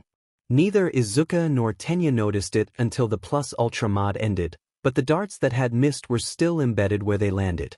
They had all disappeared now that Kaminari had lost control, but if he had managed to throw a few more, he would have been able to complete his plan, creating a web of lightning by causing the electricity to arc from one dart to the next in an impossible-to-predict pattern. It would have stopped Tenya from moving and leaving him open to a big shock which would have won the fight for Kaminari. Sadly, Plus Ultra mode simply used too much stamina and Kaminari collapsed, passing out before he could complete his plan. He underestimated the drain of the Plus Ultra mode. Izuka said sadly as Midnight declared Ida the winner. That meant that Izuka and Tenya would fight in the first match of the second round. Kaminari was carried to Recovery Girl's office as Class 1A cheered for him and Tenya, who bowed in respect of his opponent and joined his classmates in their box. The next fight was between Ijiro and Momo. The moment the fight began, Momo created a shoulder-mounted rocket launcher and blasted Ijiro with a salvo of low-powered rockets. Ijiro grinned and hardened his body, taking the first rocket without a flinch. The second rocket caused him to cough and choke on the smoke and dust that was kicked up in the explosion, and he noticed he had been pushed back a little. The last few rockets were swept aside with ease with a few well-timed swipes from Kirishima's hardened hands, but before he could counterattack, Momo was already making another weapon. It was the same style of weapon, a rocket launcher, though this one only fired a single, much stronger explosive. Knowing Momo as he did, Ijiro correctly assumed she'd have perfectly adjusted the weapon to knock him out, using her last attack as a basis for her calculations, so the moment that explosive was launched at him, he activated Plus Ultra mode and turned his body to its maximum hardness, making him take his red diamond appearance. The explosion hit him with a lot more force than he'd expected, and while it didn't leave a scratch on his diamond hide, he could feel his teeth and bones rattle from the force. The force of the explosion had sent him skidding back right to the edge of the ring as well. Momo grinned, "Another one like that with a little more force and I win," she declared, casting aside her weapon and once again making a new one. Kirishima dashed back to his starting position, carefully timing how long it took Momo to finish her creation. He smirked. It was a couple of seconds, meaning that if he tanked this last blow, he'd be able to charge in and knock Momo out before she could make another weapon.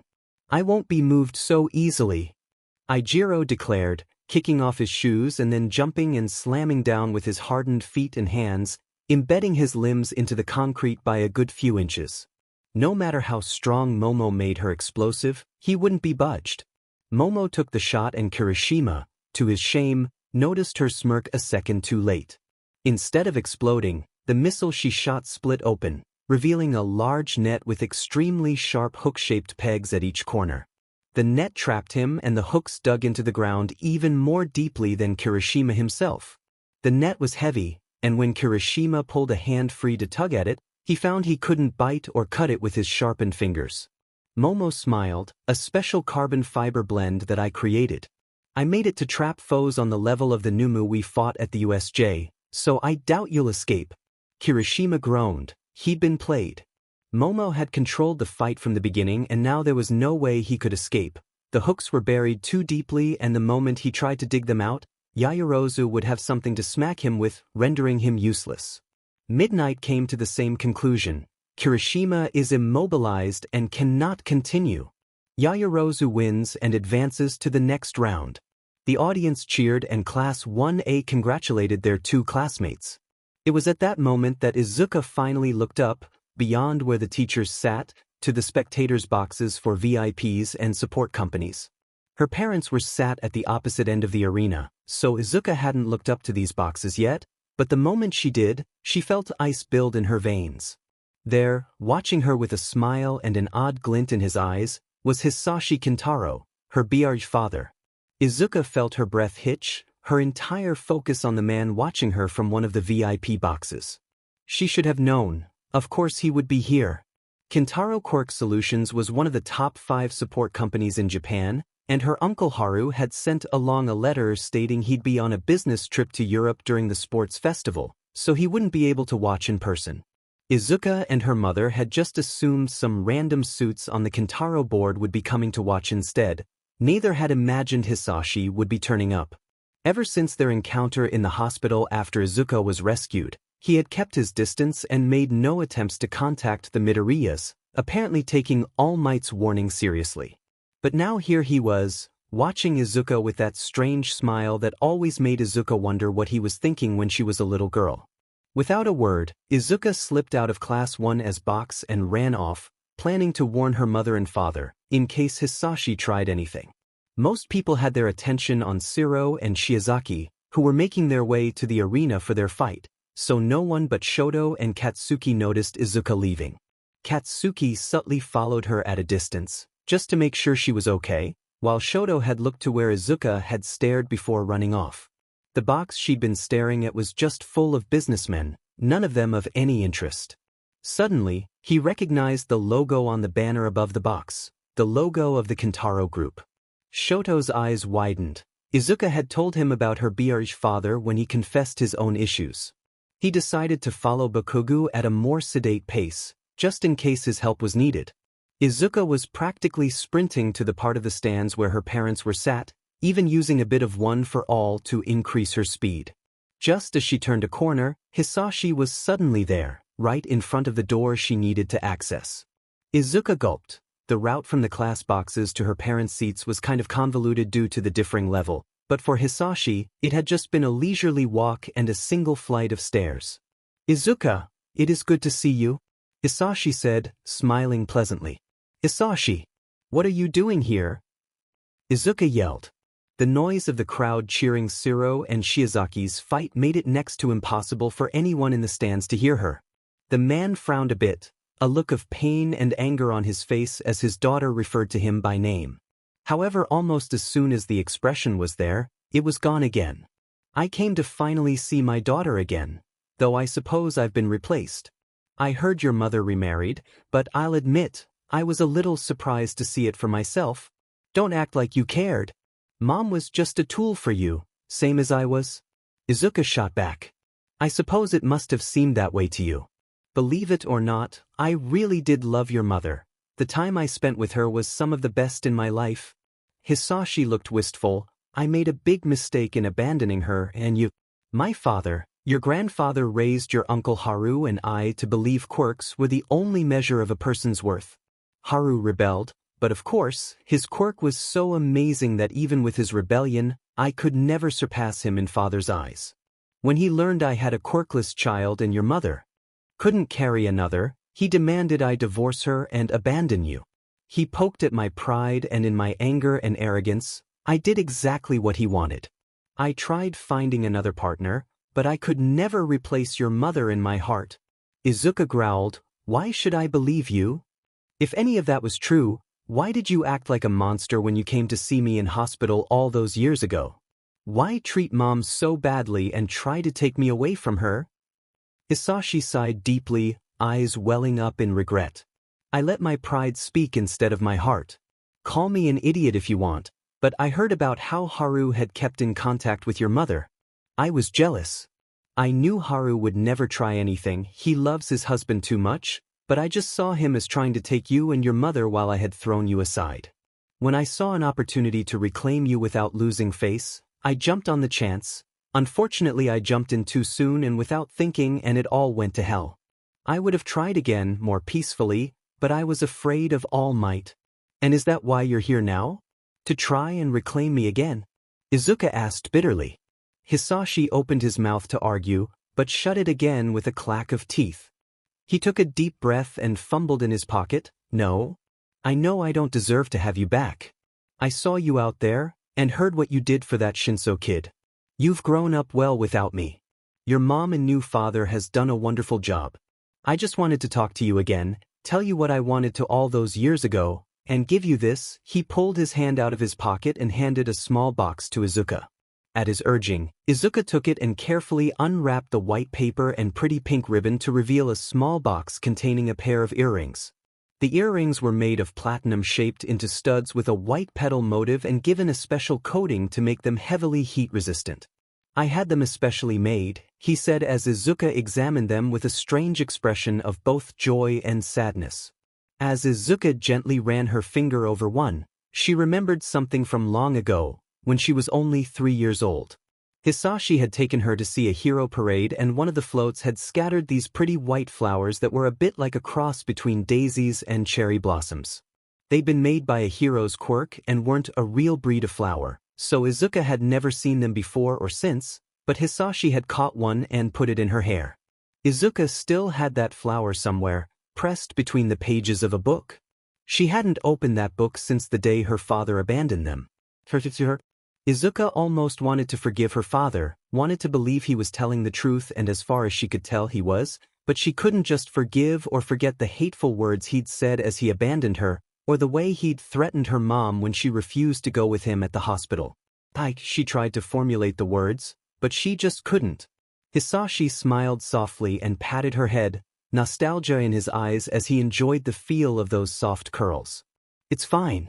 You may not be able to forgive me or call me father anymore, but know that I still love you, and that I'm rooting for you.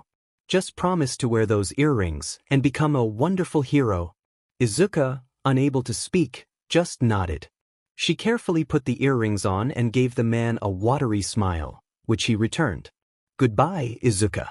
If you need anything at all, don't hesitate to ask. I may not be by your side, but I'll always be in your corner, he said, and with that, he turned on his heel and walked away. A few feet down the hall, when Izuka was out of sight, Hisashi smirked. Perfect, he thought. Within the year, she'll be mine completely. He gleefully returned to his VIP box, thinking about all the things he would do when her power was at his disposal. The young girl was left standing in the empty hallway, staring into space and trying to sort through her feelings. It felt oddly painful to watch her father walk away. No, it wasn't her father, it was Hisashi. No matter what he said, he couldn't replace Toshinori as her papa, the man who had stood by her through thick and thin and had opened his home and his heart to her and her mom. But still, a part of Izuka felt regret, like there was still so much left unsaid between her and Hisashi.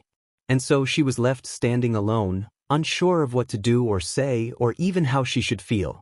A gentle arm wrapped around her shoulders and Izuka looked back to see Kaken beside her. He looked angry, but to be honest, when didn't he? Hey Kaken, she said, surprised at how emotional she sounded. Stupid Deku, running off on your own to see that guy. Katsuki gently scolded, raising his other hand to gently noogie his girlfriend's head. I didn't, I came to warn Mom and Papa, just in case he tried something. He beat me here, but he just wanted to talk. Izuka replied, hugging Kaken. Yeah, I know. I heard pretty much everything. Do you believe him? He asked. I don't know. I want to, but... She began to choke up and Katsuki pulled her deeper into the hug, allowing her to bury her face in his tea and cry to her heart's content. Look, this is just my thoughts, so don't take him too seriously, but F that guy. I don't trust him and you've got Auntie Inko and All Might on your side, as well as all the FING nitwits in our class. You don't need that pencil-pushing prick. Izuka giggled despite her tears. Even when being nice, Katsuki could barely help but curse. She really had to do something about that later. But for now, she was content in just being held by the boy.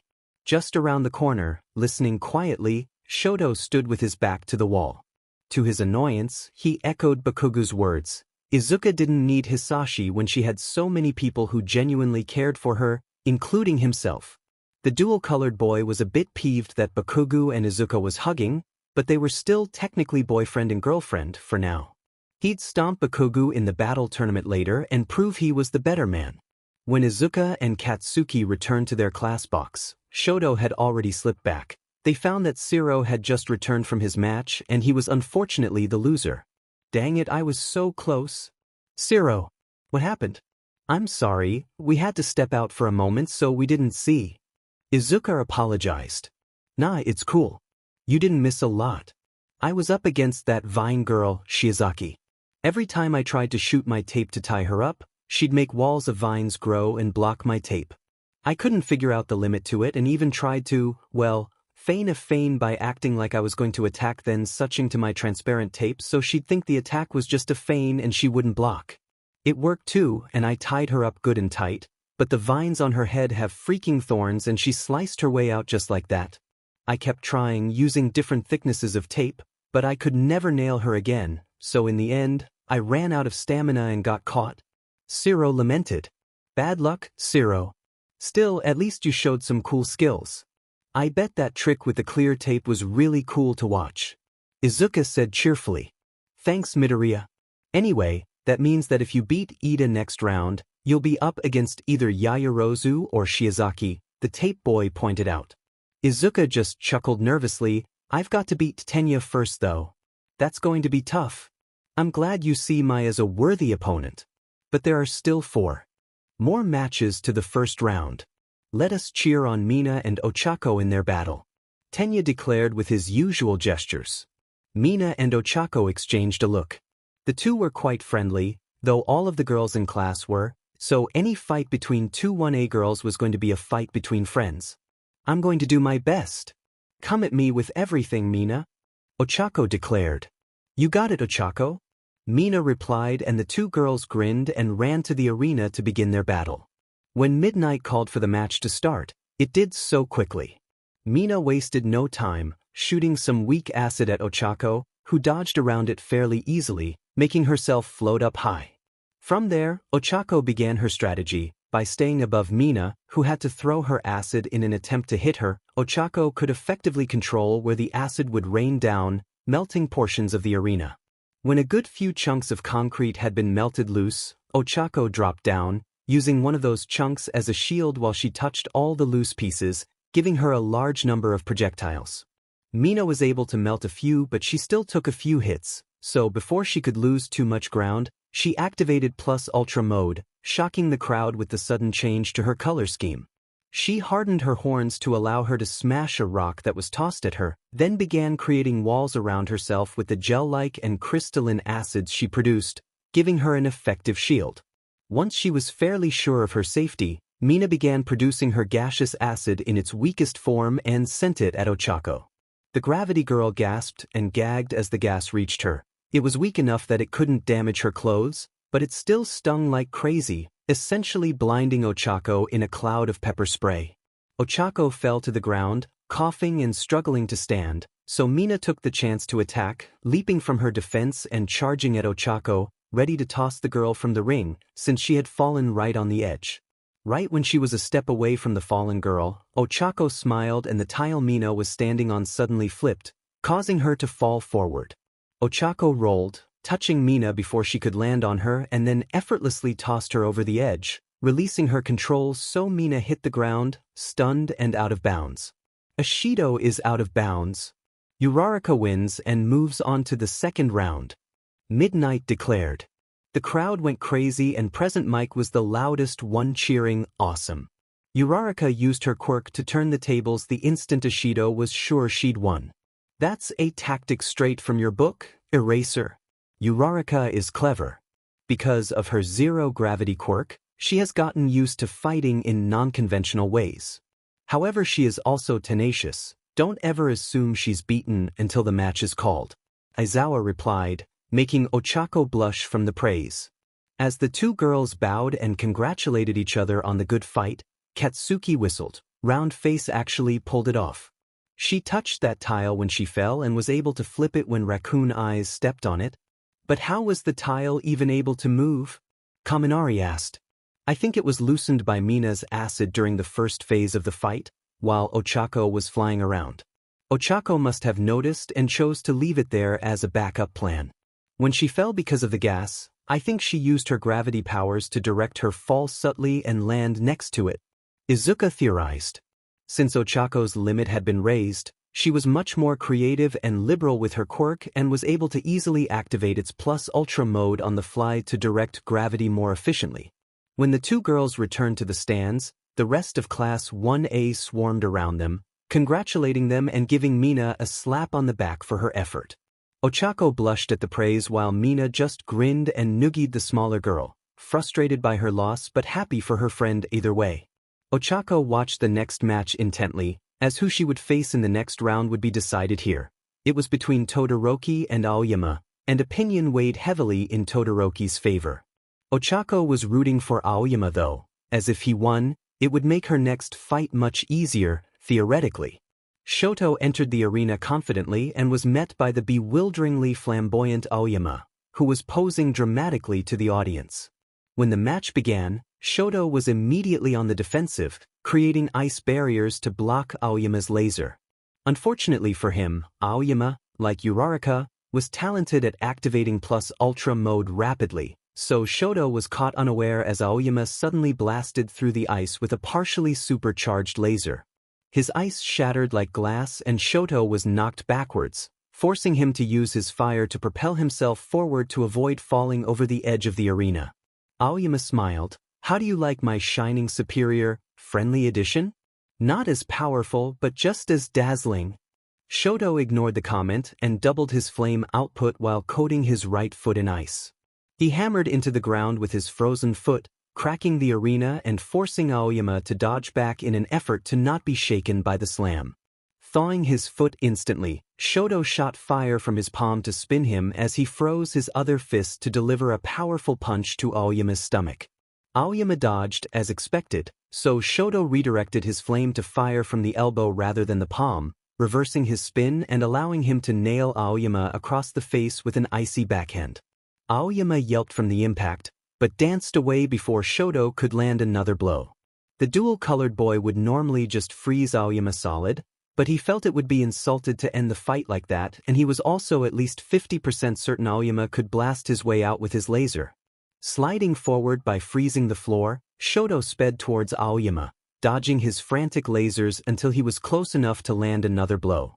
Aoyama startled and shot another blast, causing Shoto to leap to the side, but just as he went to punch the blonde, Aoyama smiled and fired his scattershot laser, Glitter Shot, which had a wide enough arc to hit Shoto. The scarred boy groaned in pain as the burning beams collided with him, though his right side quickly cooled the pain. The impact of the beams had knocked Shoto staggering back, but before Aoyama could take advantage of it to hit him and shoot him off the edge, Shoto activated his ultimate defense. Focusing so much ice into his right side, he allowed it to explode outward in a controlled fashion, sealing Shoto into an ice prison. The ice prison protected him and kept him from falling off the edge long enough for him to melt the inside a bit and right himself, getting some sturdy footing. Aoyama was chipping away at the outside, not using his shining superior since it would drain his plus ultra mode too quickly and leave him weak, but Shoto's ice was too thick to pierce otherwise.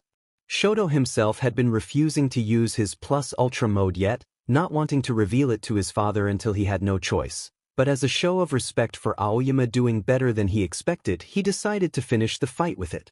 Exploding the ice prison with a blast of his fire, Shoto forced Aoyama to dodge or blast the thrown ice chunks, giving Shoto the opening he needed. Activating his plus ultra mode, Shoto fired a blast from each hand that appeared to be two chunks of ice. Aoyama dodged the one from the right, but blasted the one from the left, whereupon he discovered the trick. Just as a fireball slammed into his ST with such force, he was knocked out of the ring. This was Shoto's current ace move. He had discovered that while his normal ice and fire countered each other, the cold fire of his plus ultra mode neither melted his ice nor cooled his fire, so he had created an ice shell, lined it with cold fire and filled the inside with his normal flames, essentially creating ice missiles that exploded into fire when the ice shattered. Aoyama's laser had destroyed the ice layer and then been nullified by the cold fire, allowing the normal fire to keep going and blast him out of the arena. "It's my dual fire impact?" Shoto said simply as Midnight declared the match over. Aoyama is out of bounds. Todoroki wins and continues to the second round. Shoto nodded to the teacher and went to help Aoyama up. "Good fight," he said neutrally. Spending time with the Midoriyas had made him better at emotions, but he was still a bit awkward. I have fallen like a star. Tell me, Todoroki, did I at least look dazzling as I fell?" Aoyama asked sadly as he accepted Shoto's help. Yes," he answered, making Aoyama light up with joy. "Fantastic. Even you cannot deny my sparkle. That ice prison was awful to deal with, but it did shine like a disco ball when my laser struck it." "I noticed," Shoto said dryly, his eyes still hurt a bit from all the lasers shining in his eyes. The boy could say one thing about Aoyama: He definitely was dazzling, and somewhat terrifying in how serious he took his sparkling. After that, Aoyama went off to see Recovery Girl while Shoto wandered back to the class.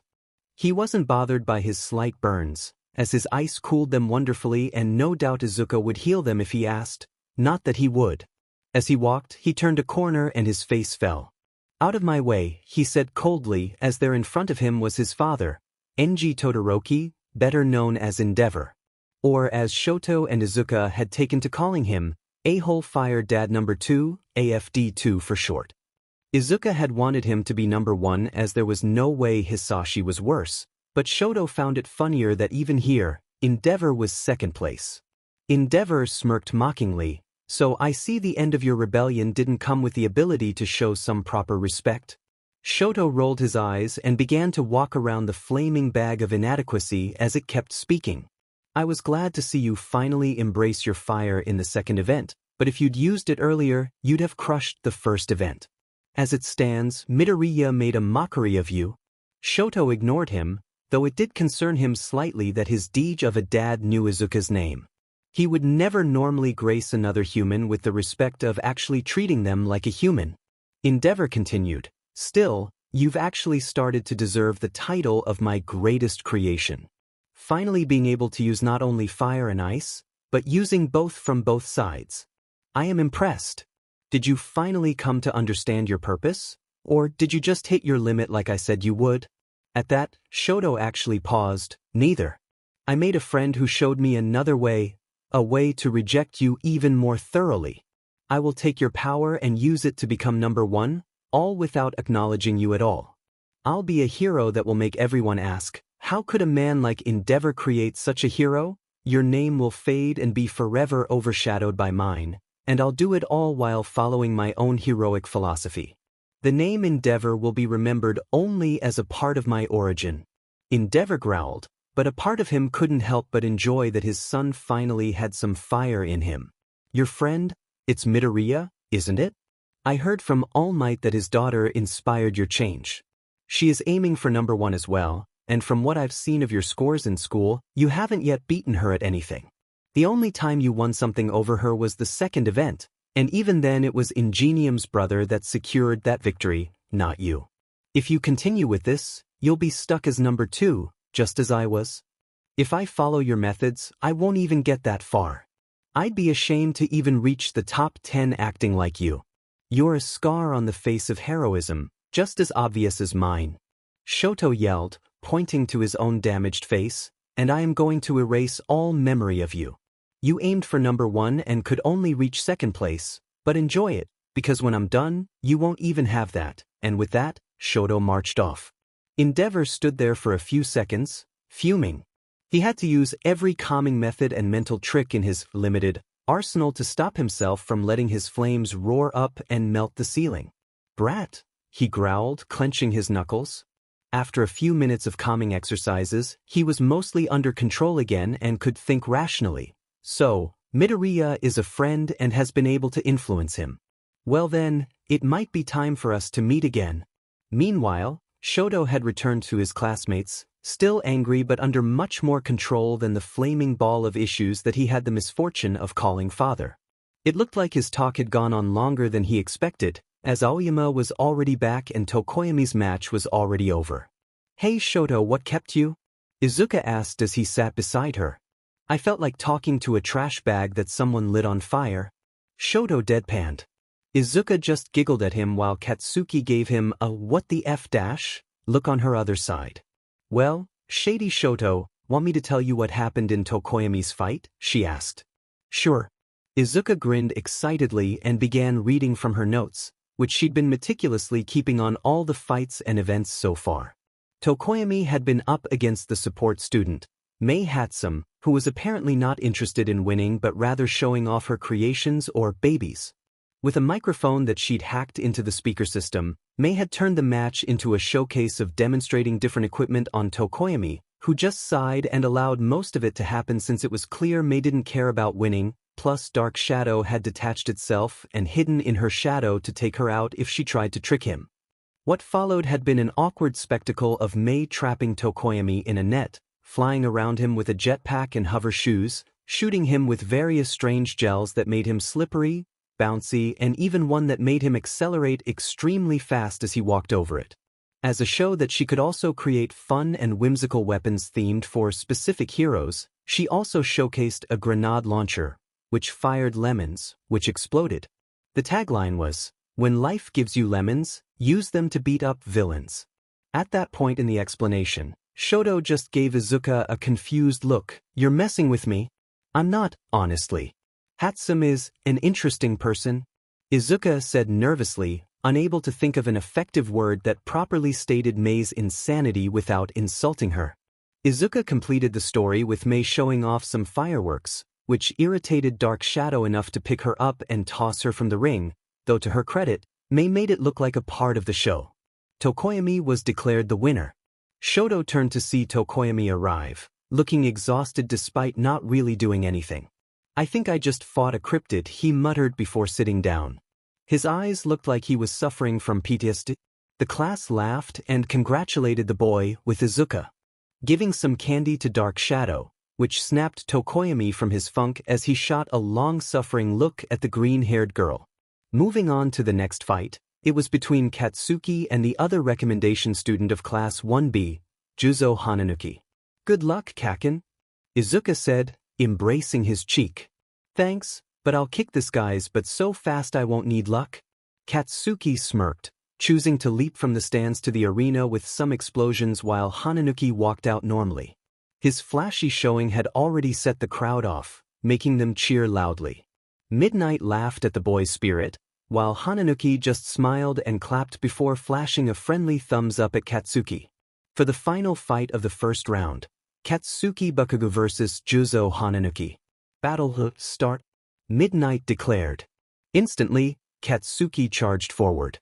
He remembered Hananuki's quirk was something to do with softening things, like a reverse Kirishima, though Hananuki could affect other things instead of himself.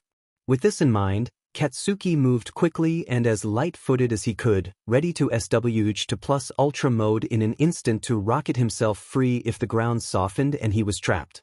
Truthfully, Hananuki was at a disadvantage in the blank battle area as he could only soften his clothes, Katsuki and the ground, with nothing else being within range, which limited what he could do with his quirk. Still, he wasn't a one-trick pony and was very good at boxing and kickboxing. As soon as Katsuki was close enough, the explosive boy swung a right hook, going for a punch rather than an explosion to test the waters. Hananuki ducked and punched Katsuki in the gut, making the boy groan and respond with a knee to the face. Hananuki felt his entire face shift from the force of the impact and he was sent tumbling backward, barely righting himself by using his softening to let the ground swallow him and spit him out on the other side of the ring. He appeared behind Katsuki and ran as fast as he could to land a drop kick on the boy's back while he was still confused by Hananuki's disappearance. Unfortunately for the Skull Boy, Katsuki was used to fighting quick and light-footed opponents, so he effortlessly heard Hananuki coming and feigned like he was unaware, so when the boy jumped to drop kick Katsuki out of the ring, Katsuki easily sidestepped the attack and grabbed the boy's ankle, before throwing him to the ground and slamming a weak explosion into his gut. Hananuki cried out in pain from the explosion. He had softened the ground so him slamming into it didn't hurt, but he hadn't expected Katsuki to so quickly follow up with another attack. For a moment, it looked like Katsuki had won as Hananuki lied there, stunned. But as soon as Katsuki seemed to relax his stance, he suddenly felt the tiles beneath him snap under his weight and he began sinking into the ground. In the audience, Izuka gasped. Hananuki had softened the ground just a few millimeters below the surface, so Katsuki wouldn't notice and his weight would be able to break the surface tiles and force him to sink into the softened ground. It was a clever trick and Izuka eagerly wrote it down. Still, it wouldn't be enough to stop her Kaken. Katsuki ended up submerged in the ground up to his neck, Hananuki standing proudly over him. Midnight nodded and began to speak. "Bakugo is unable to dash. Don't count me out yet," Katsuki yelled. Before Midnight or Hananuki could argue, Katsuki's body began to glisten with sweat and he started to glow a bit, his skin turning red like he was badly sunburned. "You might want to dodge." Katsuki smirked at Hananuki as he finished the prep for his ultimate move. Atomic Flash. In an instant, Katsuki's entire body detonated with so much explosive force. The shock wave sent Hananuki flying out the ring before the actual fire, and full force of the explosion radiated out from Katsuki in a perfect sphere. The intense heat could be felt from the very back of the arena stands, and everyone in the first few rows were knocked back in their seats from the force of it. Even Midnight and Cementos were knocked into the walls of the arena floor, and when the smoke finally cleared, the battle area was gone, replaced only by a perfectly sheer crater with Katsuki standing in the middle, his uniform completely destroyed, leaving him in just a pair of flame-patterned boxers, a joke gift from Izuka, since they were made to be immune to explosions. There wasn't even any rubble from the explosion, as everything the heat touched had been basically atomized. "Wo, that was a hell of a move," Midnight said, so shocked she had momentarily forgotten her role. Hananuki is out of bounds. Bakugo wins and moves on to the second round," she finally announced. Juzo Hananuki sighed in disappointment, but went to congratulate his opponent regardless, though he was unsure how this would be received. Tetsu and Minoma had described the explosive boy as an arrogant a-hole after all. Still, Hananuki had already lost. What's the worst that could happen? "Congratulations, Bakugo. That move was amazing." Katsuki smirked. "It's my ace move, still a bit sad I had to use it. I fell for that DMN trick of yours fair and square." "Your name's Hananuki, right?" The skull boy nodded. "Right, I'll remember it." Hananuki smiled and bowed in respect, returning to his classmates just as Katsuki did. The skull boy didn't know it, but Katsuki had just put him in the category of major rival, someone who could pose a realistic threat to him. Once back in the stands, Izuka congratulated her boyfriend with an embrace, her massive excited smile and sparkling eyes full of admiration. "Kaken, that move was awesome. Atomic Flash. I think that move would have beaten anyone." "Will you tell me how it works?" she asked, shyly holding up her notebook. Katsuki smirked and ran his fingers through her hair. "Sure. Using Plus Ultra mode, I convert all my sweat, including that which is still inside me, into nitroglycerin. Since I can control my nitroglycerin when in Plus Ultra mode, I force it all out of me, which is why I turn red. Once it's all out, I concentrate it into one massive pool in my cysti, compress it down into a tiny bead and let it explode outward. The initial shock wave is meant to knock out anyone who might be killed, so when the heat comes, only people strong enough to survive it get hit. It shreds my clothes though," he said, pointing to his boxers. "These turned out real useful," he said, smirking as Izuka blushed and squeaked. Shoto, who was less amused by this showing, threw a set of gym clothes at the boy. "Get dressed, you streaker. Feel icy hot. You better win your next match so I can kick your butt." Katsuki growled, shoving on the donated clothes. Izuka smiled and looked up at the big screen, which was displaying the next matches. First match, Midoriya vs. Ida. Second match, Yaoyorozu vs. Shizaki. Third match, Uraraka vs. Todoroki. Fourth match, Tokoyami vs. Bakugo. After a short break, she'd be fighting with Tenya. She wasn't particularly looking forward to it, since she and Tenya got along so well. She didn't like the idea of hurting him, but ultimately it would be insulting to him if she held back, so she resolved to fight full force. Before the second round could begin, Izuka decided she should have a talk with her parents regarding Hisashi Kintaro. The looks on the faces of her parents almost made Izuka regret telling them about her run-in with Hisashi. Her mother looked about ready to spit fire, and even scarier, Toshi's expression became cold and closed off. Both looked so different and out of character that Izuka actually took a step back from the intensity, which seemed to snap both of them out of their dark moods. Neither wanted to make Izuka feel like she was at fault. "I can't believe that man would just come out of nowhere after all this time." Inko growled. "It does leave a bad feeling in my gut." "Izuka, you were the one to actually talk to him. Do you think he was genuine?" Toshi asked. Izuka shrugged, not meeting either parent's eyes. She knew what Hisashi had done to her and her mother, the things he'd said to them and the things he'd threatened, but she had felt bad for him as he confessed his feelings, assuming he was being truthful, and now that she was with her true parents, she felt like she'd somehow betrayed them by not treating Hisashi with the disdain he deserved. "I'm sorry," she mumbled. Inko's expression softened. "Sweetheart, you did nothing wrong." I don't know if that man was truthful or not. He's a shrewd businessman and a skilled liar, but when we were dating he definitely seemed genuinely happy. You shouldn't feel bad for what he said. But I felt bad for him, even after everything he said and did. Izuka confessed. Toshinori reached over and pulled Izuka into an embrace. They were in an empty prep room so they could have some privacy. Izuka curled into the hug, enjoying the pleasant feeling of her father, her true father, caring for her. My girl, feeling bad for him wasn't necessarily a bad thing.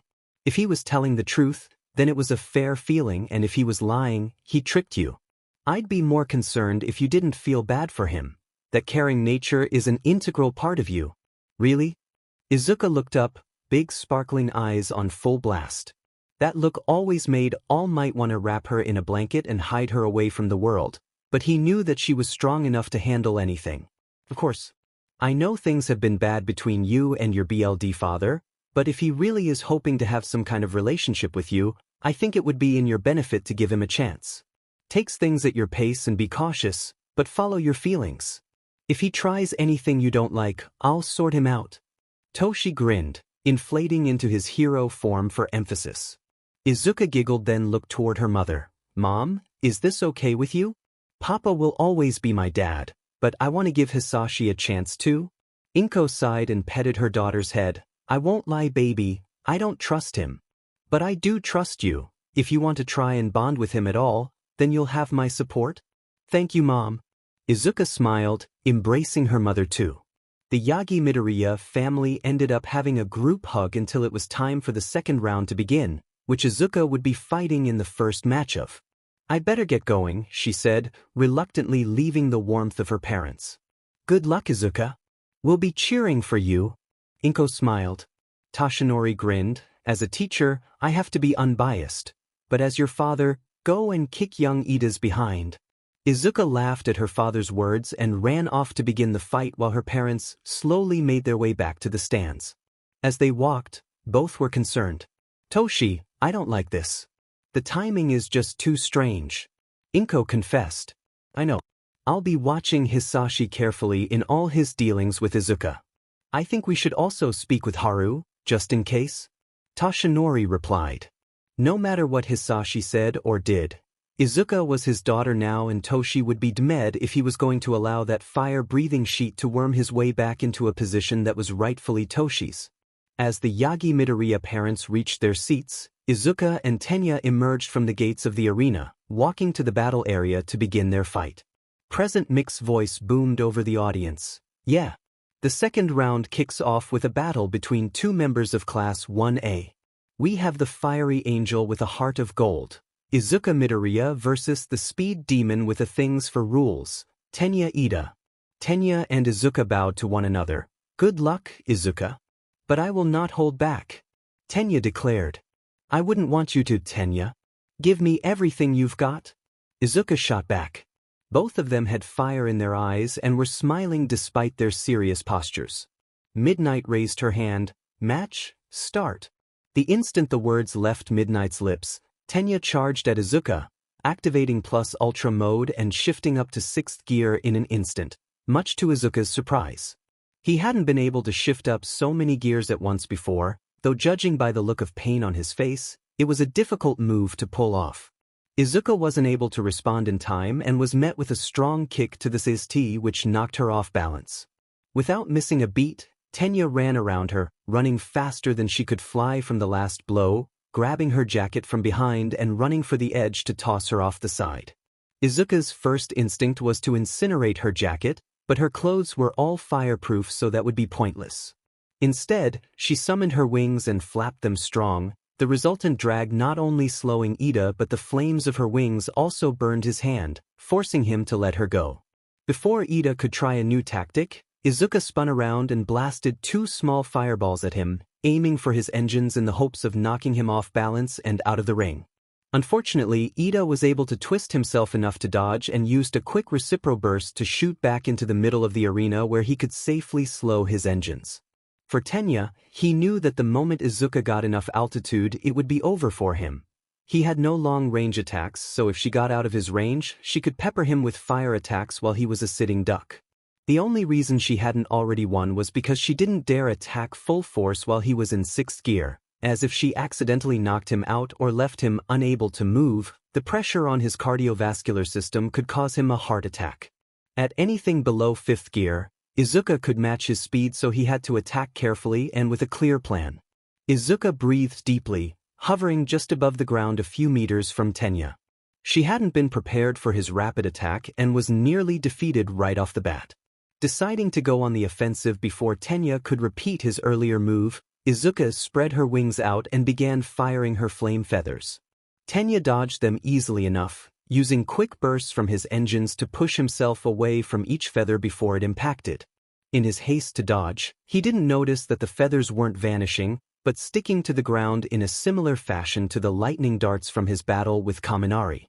Just as he finally took notice of them, right as he leg brushed against one, Izuka shot a large fireball at the center of the feather-filled arena, setting off a massive explosion. The entire battle area was consumed by flames, temporarily blinding Izuka, but when the fire dissipated, she couldn't see Tenya. Did the explosion knock him that far? She wondered, looking around. Tenya's location was soon revealed when a heavy heel drop landed on Izuka's head, smacking her into the floor and making her see stars. Tenya, at the last moment, had jumped and used his reciprocal burst to make him spin up into the air, similar to the trick he'd used to alert the school during the press break-in, only this time. Instead of using Kirishima as a leg up, he used Izuka's own explosive flames to propel himself upward, singing his back as he did so. Then, at the height of his flight, he revved up again and launched a spinning heel drop onto Izuka's head. The sheer force of the blow would have knocked most people out, but Izuka was channeling small amounts of one for all through her body, allowing her to withstand the blow and cling to consciousness. Despite her splitting headache, Izuka stood up, wobbling on her feet a bit as Tenya fanned his legs.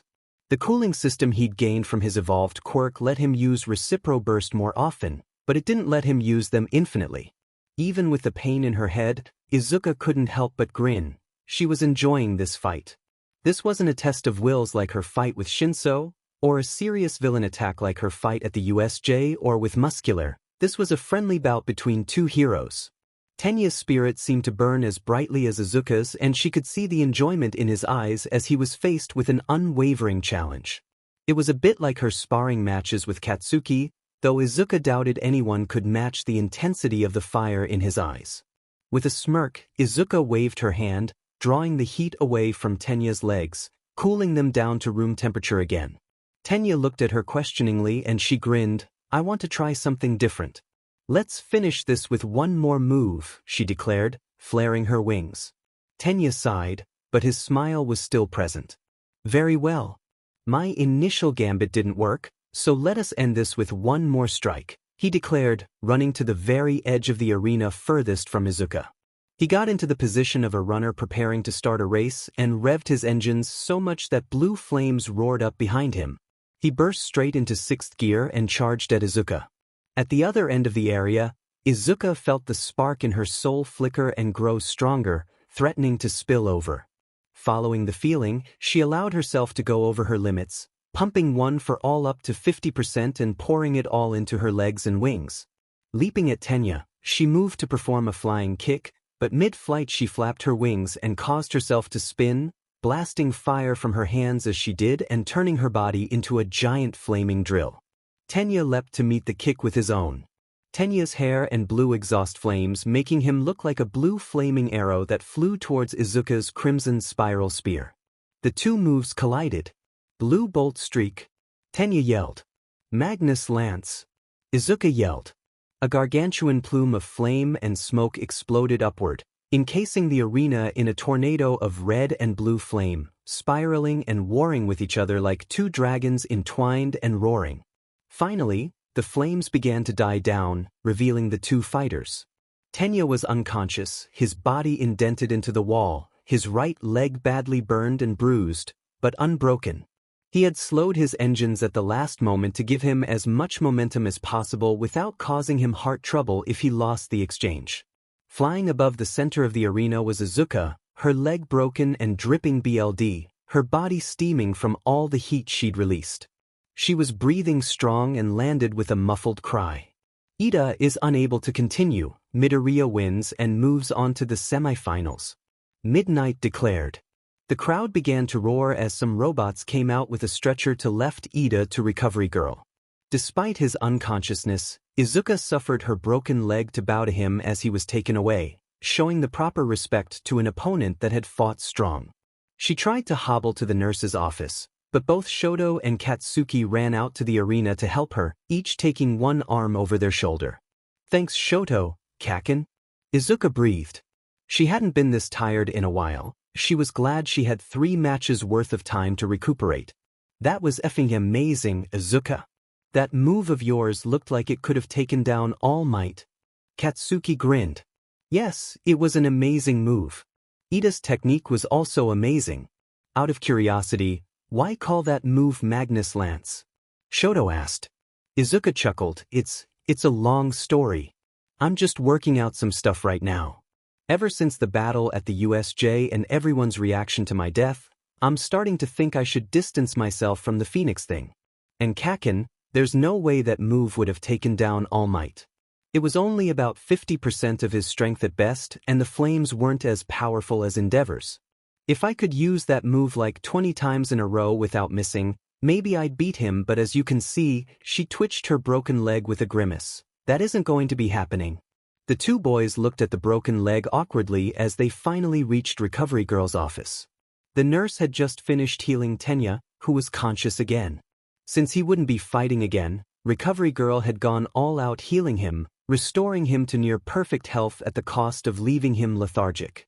Recovery Girl looked at her apprentice with a long-suffering sigh. You 2 idiots really went too far. This whole event is just foolish, she complained, directing the boys to place Izuka down on the bed beside Tenya. Izuka, our match was excellent. I am sad to lose, but you defeated me with a truly splendid move. Tenya complimented. Thanks Tenya. Izuka smiled bashfully. Yours was great too. Blue bolt streak, that's so cool. Maybe you should get some blue additions to your hero costume. It suits you really well. Tenya's eyes turned to his phone. Well, my costume is meant to be like my brother's. It still would be. Besides, Ingenium seemed just as proud to have you as a brother as you did to have him. I bet if you put blue on your costume, he'd put blue on his too. Izuka smiled. Recovery Girl had already embraced her, draining her energy but healing her leg. Izuka could use her own pink flames to do the rest and absorb some flames donated by Todoroki to restore her stamina. Tenya smiled gratefully. He had tried to call Tensei after his match, but it had gone straight to voicemail. For a moment, he had thought Tensei was ashamed of his loss, but Tenya slapped himself out of that. His brother would be proud regardless of his defeat, and Izuka's words confirmed that. Elsewhere, in Echizu Ward. In a dark alley, a hero lay bleeding out onto the cold concrete, his glistening white armor stained with BLD beside him. His phone vibrated, a picture of his younger brother appearing on the screen with a message, signaling a missed call. The phone was promptly crushed under the boot of another figure. A twisted man with blades strapped to every limb and a sinister grin on his face as he liked his sword clean of BLD. Fake heroes, they run around working for fame and money, calling themselves heroes. They can try to kill me, but only All Might has permission to take my life, sneered the man. A hero killer was on the loose, and Tensei Ida had fallen to his blade, his life BLD slowly leaking out as the authorities raced to reach him in time. Back at U.A. With her health and energy restored, Izuka healed the last bit of damage Ida had sustained and the 2 went to watch the next match, which was between Momo and the Vine Girl from Class 1B, Shizaki. The 2 girls had already entered the ring and were waiting for midnight to start the fight. Momo, good luck, Izuka yelled, waving to the taller girl. Momo looked up at her and smiled, giving her a thumbs up as Present Mike began his introduction. For the second match of round 2, we have a match between the last of the non-Class 1A students and the president of Class 1A.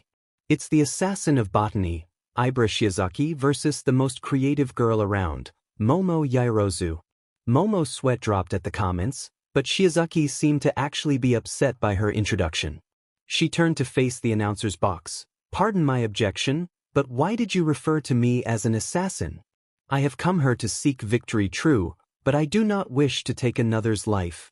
It is my wish as a hero to spread the virtues of goodness and peace. Sorry. Present Mike shouted, making many in the crowd laugh at the overexuberant man. Shizaki smiled and turned back to Momo, bowing apologetically. I am sorry for turning my back on you. I did not mean any offense. It's fine. It's been a while since we saw each other. Not since we were introduced on the day of the entrance exams, right? Momo said. That's right. I wish I could have spent some time speaking with you, but our Class 1B has a rather large rivalry with your Class 1A. As I am the last of my class still in the tournament, I wish to win for them. Please forgive me for any harm I cause you, Shizaki said, clasping her hands together as if in prayer. Momo nodded, likewise. Let's do our best. Midnight grinned and started the match. Match, start. In a flash of light, Momo had an object in each hand. In her right was a small flamethrower and in her left was a machete with a handle like a motorbike grip and chainsaw teeth along the edge of the blade. Momo squeezed the handle, revving her weapon up and showing it worked. She had created a chainsaw machete.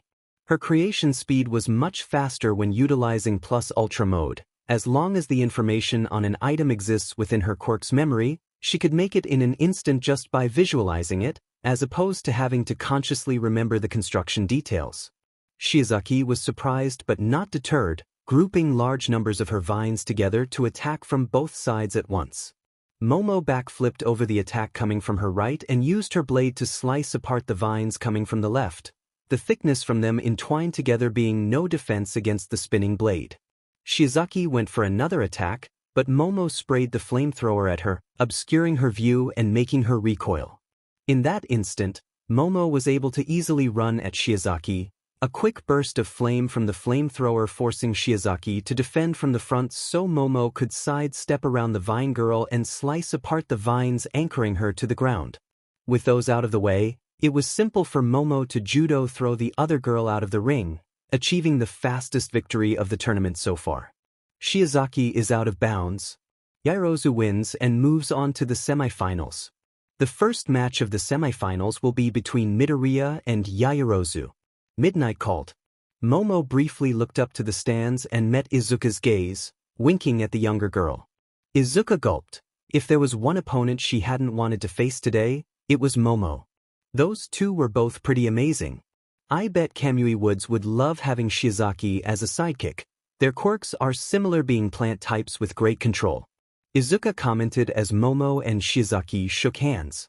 To be honest, Shizaki had a major disadvantage as at least half the remaining fighters had a strong counter to her vines. Still, with skill and control like hers, it was easy to see how she got into UA on a recommendation. Ochako nodded and got up. Right, I'm next. I better go to the prep room, she said, looking strangely pensive. Izuka frowned. Ochako was facing Shoto, who had already left.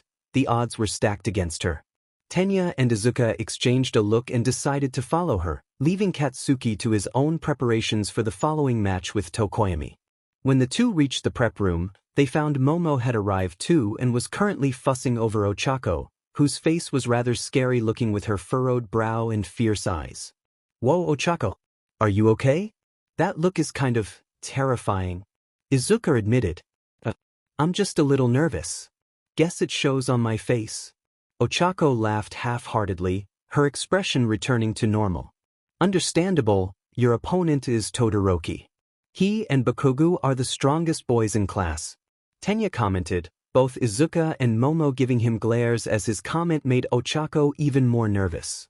Why? I'm scared, really scared.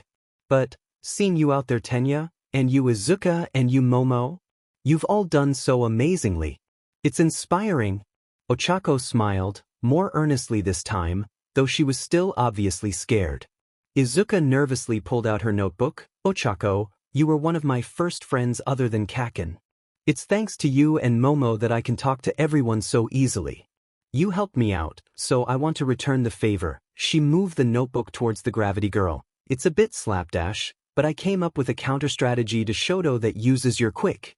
Please take it. Tenya looked impressed. How fortunate, Ochako, with this your chances skyrocket. Izuka blushed, happy that Tenya had such faith in her strategies. Ochako smiled kindly, but shook her head.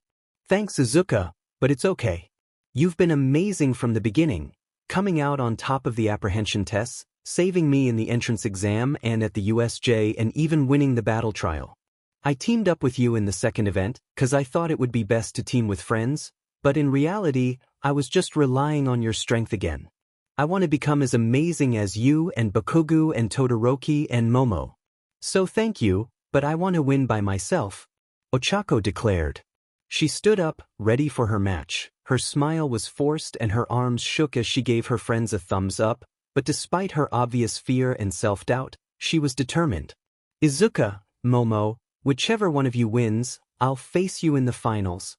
The two girls nodded as Tenya cheered for Ochako's spirit. The three returned to the stands to watch the match, Shoto and Ochako meeting each other in the arena.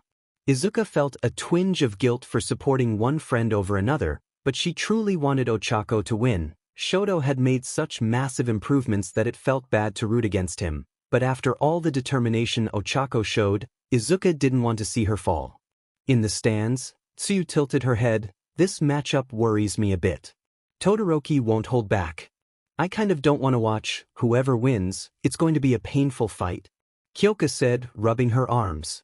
Todoroki seemed to be leaking cold air before the match even started. The penultimate match of round 2 is here. Fighting it out will be the zeroed heroine to be Ochako Uraraka versus the Iceman with a burning soul, Shoto Todoroki. Shoto gave Ochako a respectful nod, which she returned as Midnight raised her arm. Match, start. There was a pause, then suddenly, both fighters burst into action. Shoto sent a wave of ice at the girl from one side and a blast of fire from the other, hoping to catch Ochako regardless of if she stayed low or went high.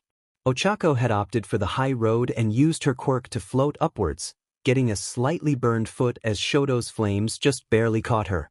Now floating, she activated Plus Ultra mode and shifted gravity on herself to launch herself at Shoto, whose eyes widened in surprise at the brazen attack.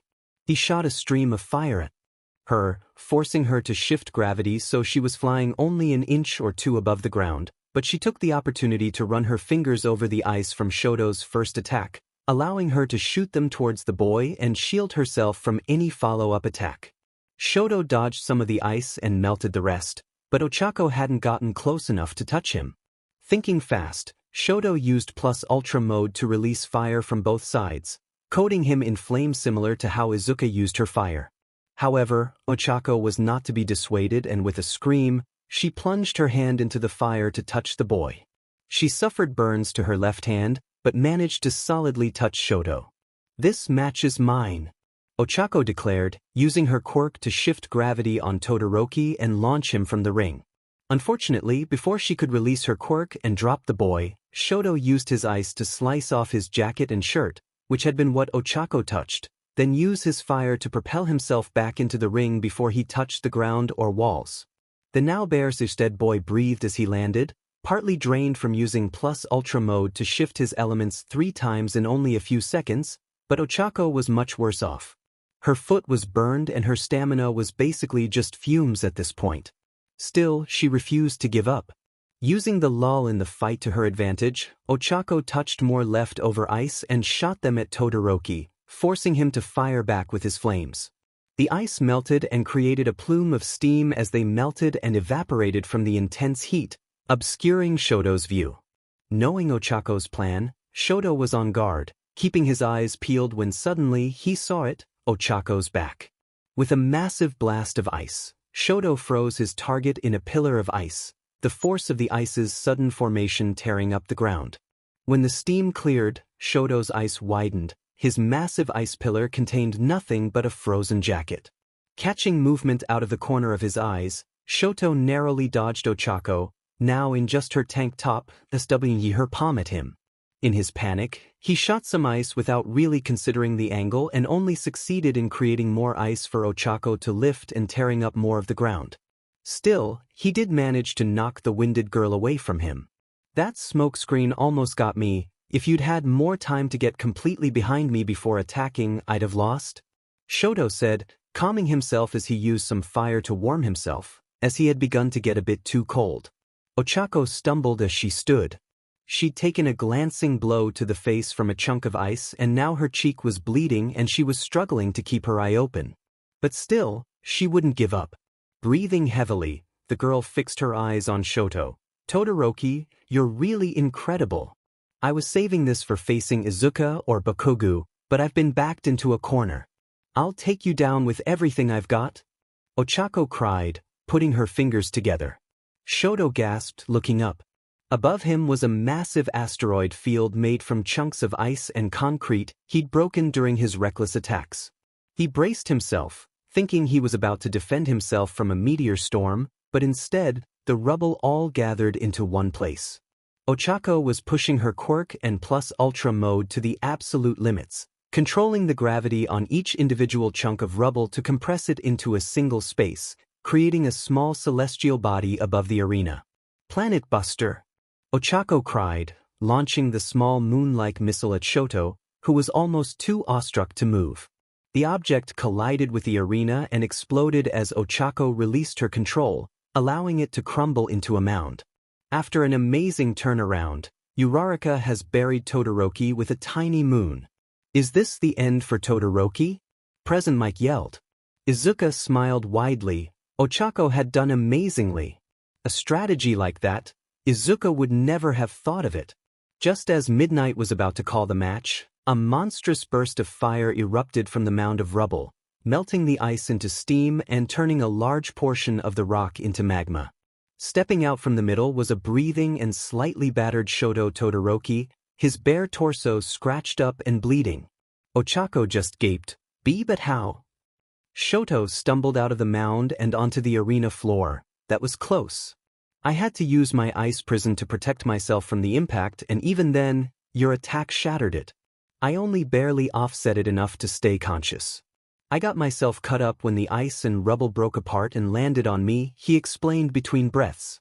Ochako groaned and whimpered. Her body was shaking from strain and she was deathly pale. "I'm not done. I can still dash." She stepped forward and promptly felt the searing pain from her burnt foot. She crumpled to the ground and tried desperately to crawl towards Todoroki, but the dual-colored boy looked reluctant. Part of him wanted to surrender there and then, out of respect for Uraraka's tenacity, but in the end, she'd only consider that pity or an insult. He reluctantly moved to freeze and immobilize Ochako, but Midnight stepped in. "This has gone on enough. Uraraka is unable to continue." Todoroki wins and moves on to the semifinals. Izuka gasped, putting her hands to her mouth as tears threatened to spill over.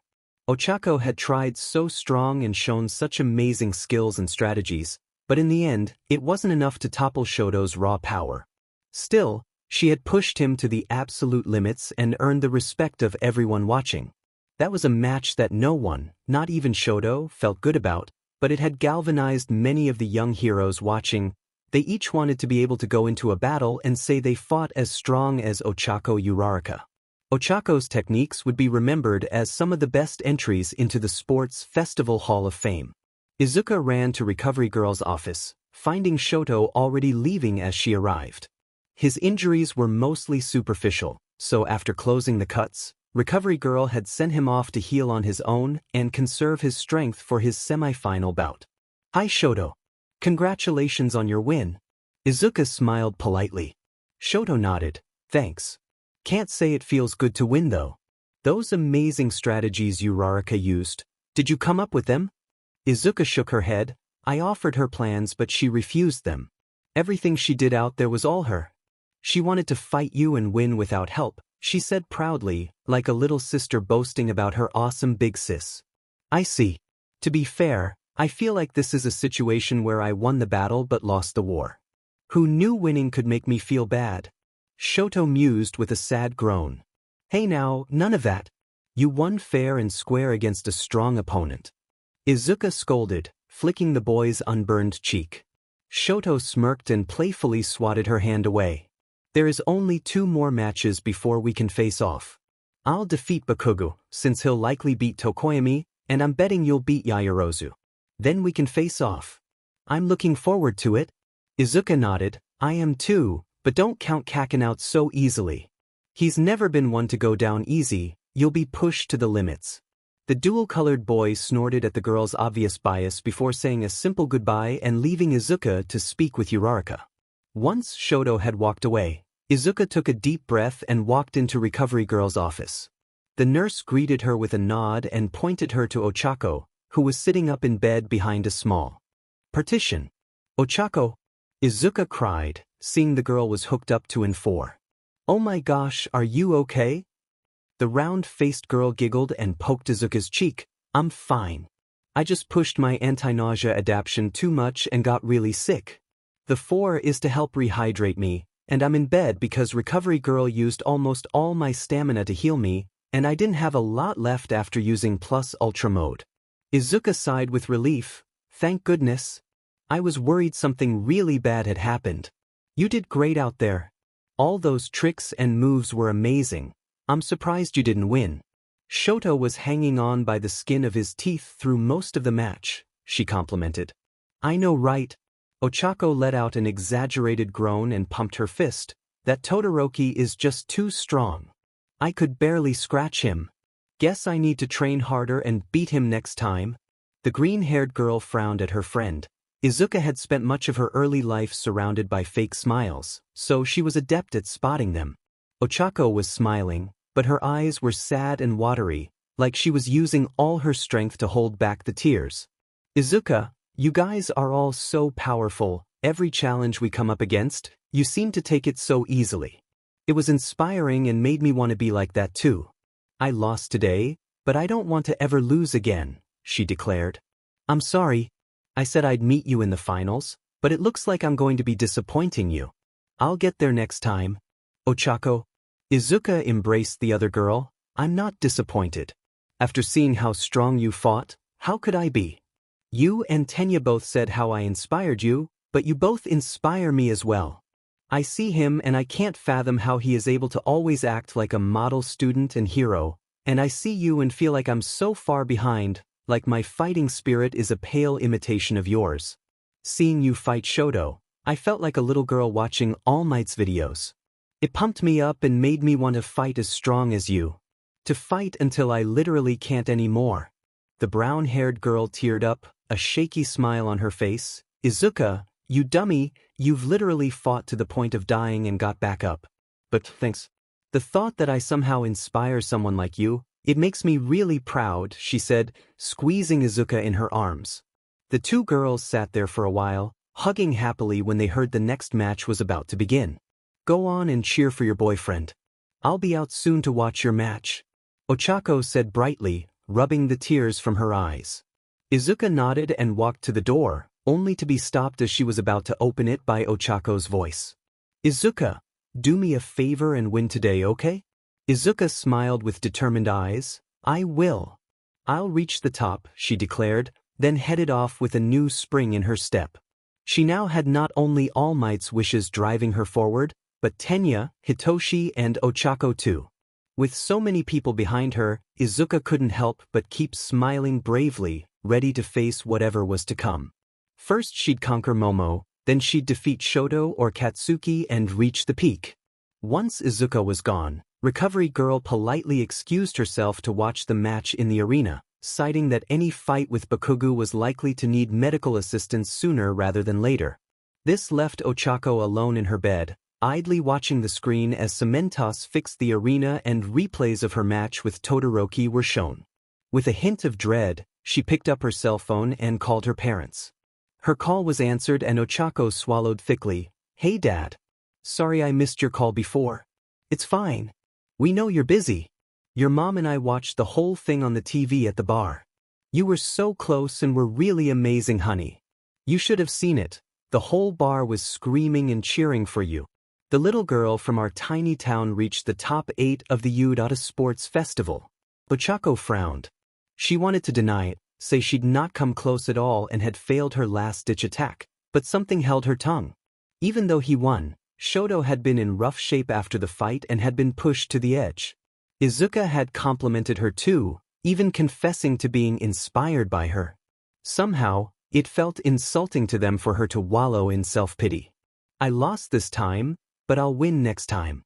I won my first match, so hopefully the talent scouts will want me and I can train more with great heroes. That's the spirit. I know you probably took that loss strong, but you truly were amazing. Even though that Todoroki boy won, all the replays have focused on you and how awesome you were. The heroes they've been interviewing in the interim have been gushing over you. You've grown up so much since you left home, her dad replied. Yeah, she thought of how it felt to watch Izuka's back, how strong the other girls seemed despite being so small. She'd fought against the odds and come out on top, surviving adversity like All for One and Shigaraki. I found my goal. Someone I want to surpass. I'm going to keep my promise. I'll become a super successful hero and help support you and Mom, and send you to Hawaii. I'll shoot for number 1. There was a moment of silence before her father's voice returned, unabashed pride in his voice as he spoke. Ochako, you will always be our kind and adorable little girl.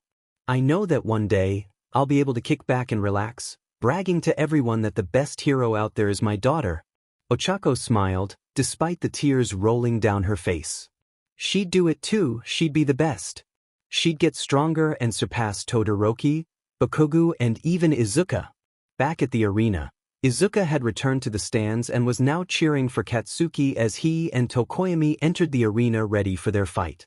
Finally, the time has come for the last match of the second round. It's the Dark Prince with a deadly shadow, Fumikage Tokoyami versus the Bomber King of Class 1A, Katsuki Bakugo. Katsuki cracked his knuckles while Tokoyami stood stoically, his arms crossed. Both boys decided to forego the bow, instead nodding to one another as Midnight began the match. Tokoyami started the fight by directing Dark Shadow to shoot towards Katsuki, staying attached in case Katsuki used a trick to damage the quirk. Katsuki, fully aware of Dark Shadow's weakness, simply blasted the quirk, focusing on making the explosion bright and flashy rather than strong. Dark Shadow recoiled with a shriek, but Katsuki was on him again in an instant, releasing explosions like firecrackers directly into Dark Shadow's face, further weakening him and not giving the quirk a chance to recover or recharge its energy.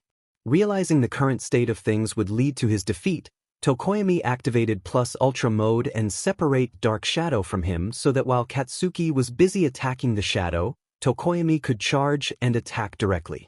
Katsuki smirked and flipped over Dark Shadow just as Tokoyami threw a weak punch. The bird boy relied on his quirk for most physical tasks, so the boy himself was fairly weak, allowing Katsuki to easily weave around Dark Shadow and grapple him. Desperate to escape as Katsuki moved to throw him out of bounds, Tokoyami did the one thing he never thought he'd do. He pecked Katsuki, hitting the boy strong in the face with his beak.